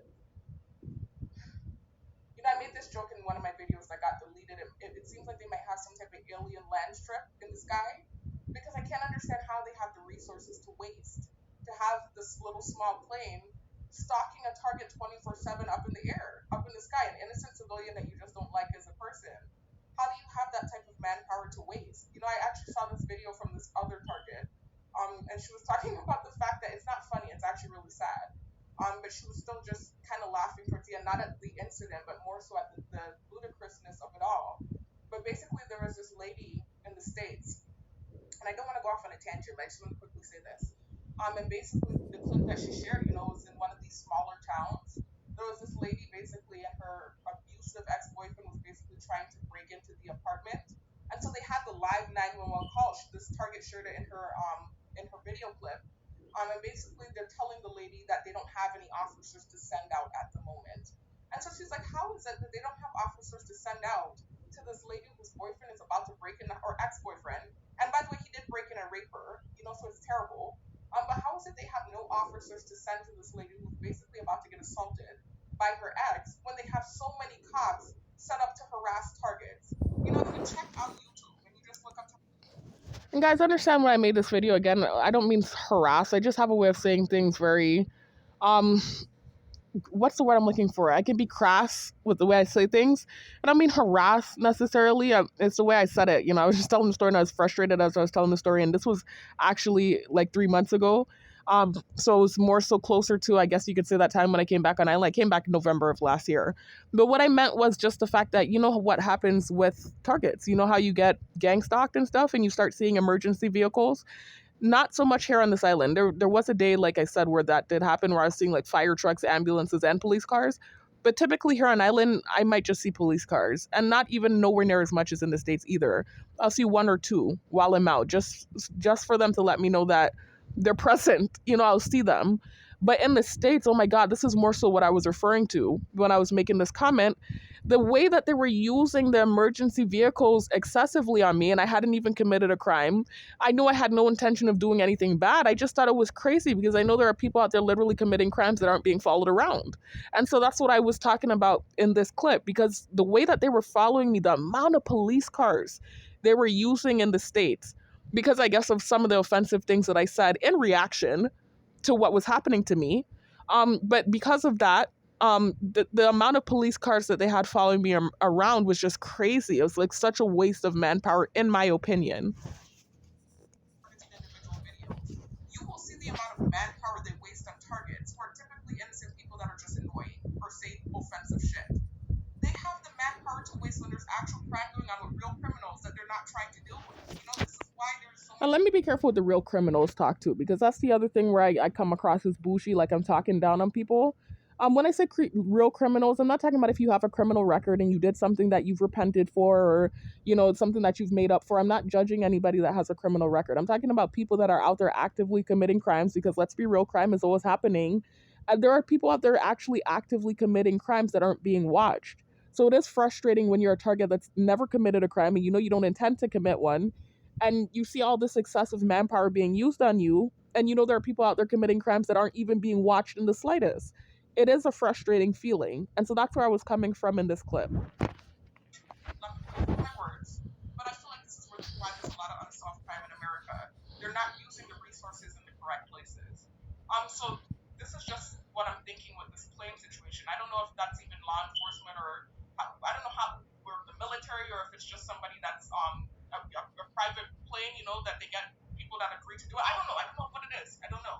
I just don't understand how they have the resources to waste. You know, it's like you're flying by and you know that's costing a lot of money and gas to be hovering over you. This is why I said there has to be some sort of alien land strip in the sky. Because I can't fathom that they would be flying overhead 24/7 just so that they can fly by at the right moments to noise campaign me. How do you have the resources to waste like that? But anyways, let me stop focusing on that thing. It's just madness to me, real madness.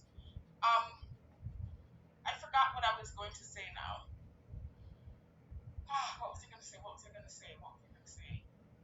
Oh, okay, yeah. Back to.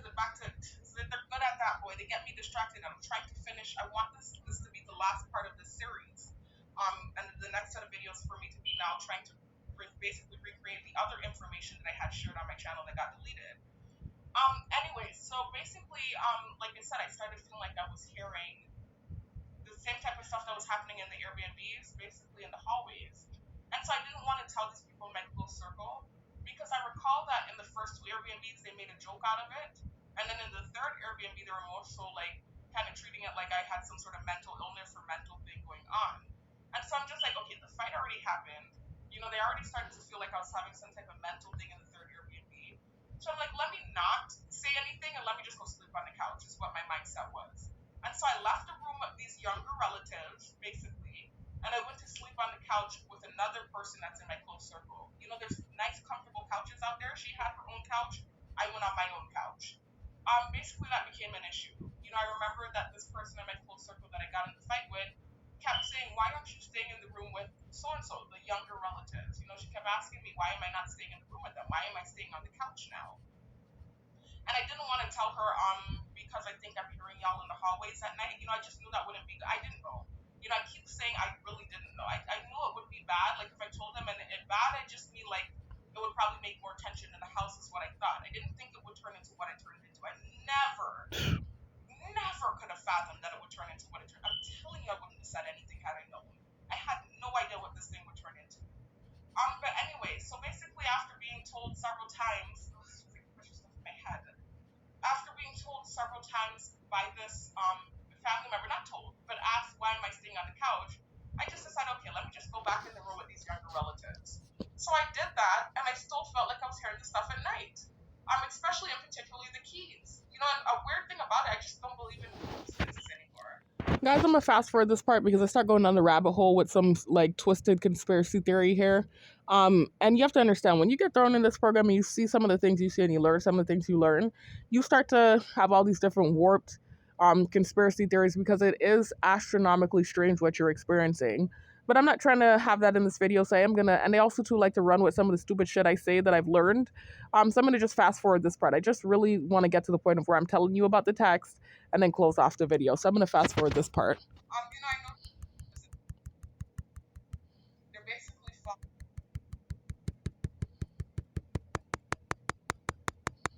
that's why I felt the need to say that I would never hurt them or my younger relatives. That she wouldn't gang stalk me, right? I didn't say gang stalk because I everything else that I have going on. Anyway, so that's basically what happened though. You know, I was hearing the keys outside in the hallway. The second time I went back in the room with these younger relatives, and I said, let me send a text message because that's how I am. I'm a straightforward person that doesn't beat around the bush. And I would have never fathomed that it would have turned into what it turned into. Because trust me, I wouldn't have said a thing had I known. I would have just dealt. And guys, this is another moment where it's like, am I stupid? Why would I rat on myself if yar forbid I were doing anything? How dumb can you be? Why would I send you a text and rat on myself? This is just like the Walmart situation with the asset protection guy, where I literally called the CSM over to help me with the check. Why would I call her over to help me run a scam?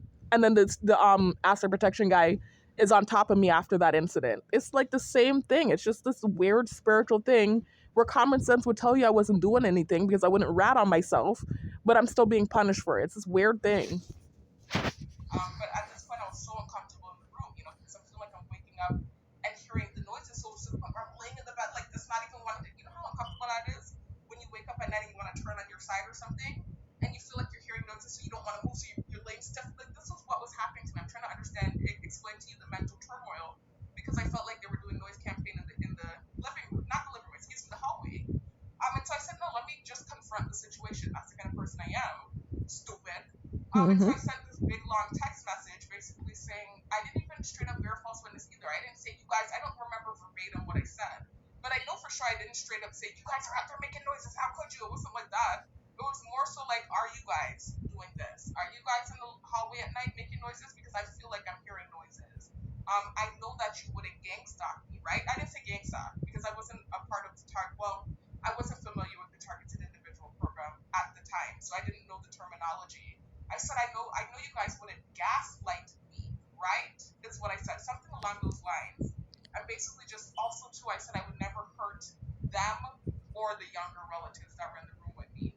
So because it kind of basically felt like they thought I was unstable or something. This is what I started to feel because of what happened in the Airbnb situations and the fight happened, and then I'm feeling like I'm hearing these noises in the hallway.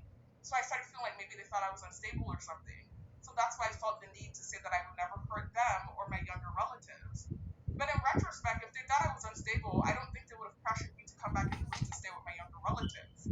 So I don't really know or understand what was going on. But sending that text was the worst thing I could have ever done. That literally solidified my being sealed into this program. And that's how I got put into the program. That's how I became a targeted individual. There's so much more to tell of this story, and I really don't want to have any more parts. So I'm gonna stop here, guys, because the video is already way too long. Look at this, three hours already. Crazy. This is almost like counterproductive because the whole point of me doing this was to have an even shorter video, even shorter than my summary, where I straight up just told y'all what started my targeting without the excess details. I don't understand how it happens, but it always happens no matter how much, especially as it pertains to me telling my story. No matter how much I try to condense it, I can never get it under. I did manage to do it with those videos that got deleted. Somehow, miraculously, I was able to condense this story into an hour and a half summary. And unfortunately, that's one of the videos that got deleted. But other than that one video, I have never been able to get this story to be less than 2.5 hours. It's always 2 hours and change, at least. And this is 3 hours. This is even longer than my summary. My summary is 2 hours and 42 minutes. And I think it's because I still added extra details, even though that wasn't my intention. But I'm going to stop here, guys. I just wanted a video where you could just hear, without the excess details, what started my targeting. And what triggered me to do this was literally this episode of Real Housewives of Atlanta that I was watching last night. If you're a fan of that show, then you'll be familiar with this episode I'm talking about. I'm talking about some seasons back with Kandi and Phaedra, where Phaedra got pissed off with Kandi, and so basically spread these lies about her trying to drug and rape Portia. And, Kandi started to get some real backlash on social media before the truth came out that Phaedra was lying. And so Kandi was just going off on her in the reunion show and just talking about the fact that you could have ruined her life, her career, her reputation, everything. And so I don't know, it triggered me. It really triggered me and reminded me of my situation. And so I started to listen to my story, the part specifically where I talk about the Airbnb situation, etc. And then I just thought to myself, I want to have a video where I'm just strictly talking about what caused this thing without all of the excess details. And I attempted to do that with my summary, but still was unsuccessful in cutting out all of the extra details. And so that's what this video was about. And still, again, unsuccessful in cutting out the extra details. But I'm still going to post this. I think I wanted to have a more recent video where I share what happened, because I do have new people coming to my page. And although in all of my videos in the very beginning, I always say to check out my full story of how I became targeted. And I always include the link to that video in my description box and comment section. I still would like a more recent video with me talking about what happened at the top of my page. So that's what this video is about, guys. And again, like I said in my last video, I don't intend to keep posting videos about this thing. At this point, I feel like I've said everything I needed to say and then some. So in my future videos, if the most I spares my life will be more positive, like I said about my workout, journey, transformation, whatever, natural hair videos, holistic health videos, maybe career updates, whatever, school updates, whatever, those type of things. Sorry with the whatever, but positive things. I'm still, like I said, trying to get access to a computer with a camera. When I do, I will do like a before video. At this point now, it's been a month and a half of me working out and my legs look different. Like I'm actually seeing muscle in my legs. So it's not looking like when I first started, but still have a long way to go. A month and a half, that they said that's when you start to notice results. And then they said after 3 months, that's when everyone starts to notice results, et cetera, et cetera.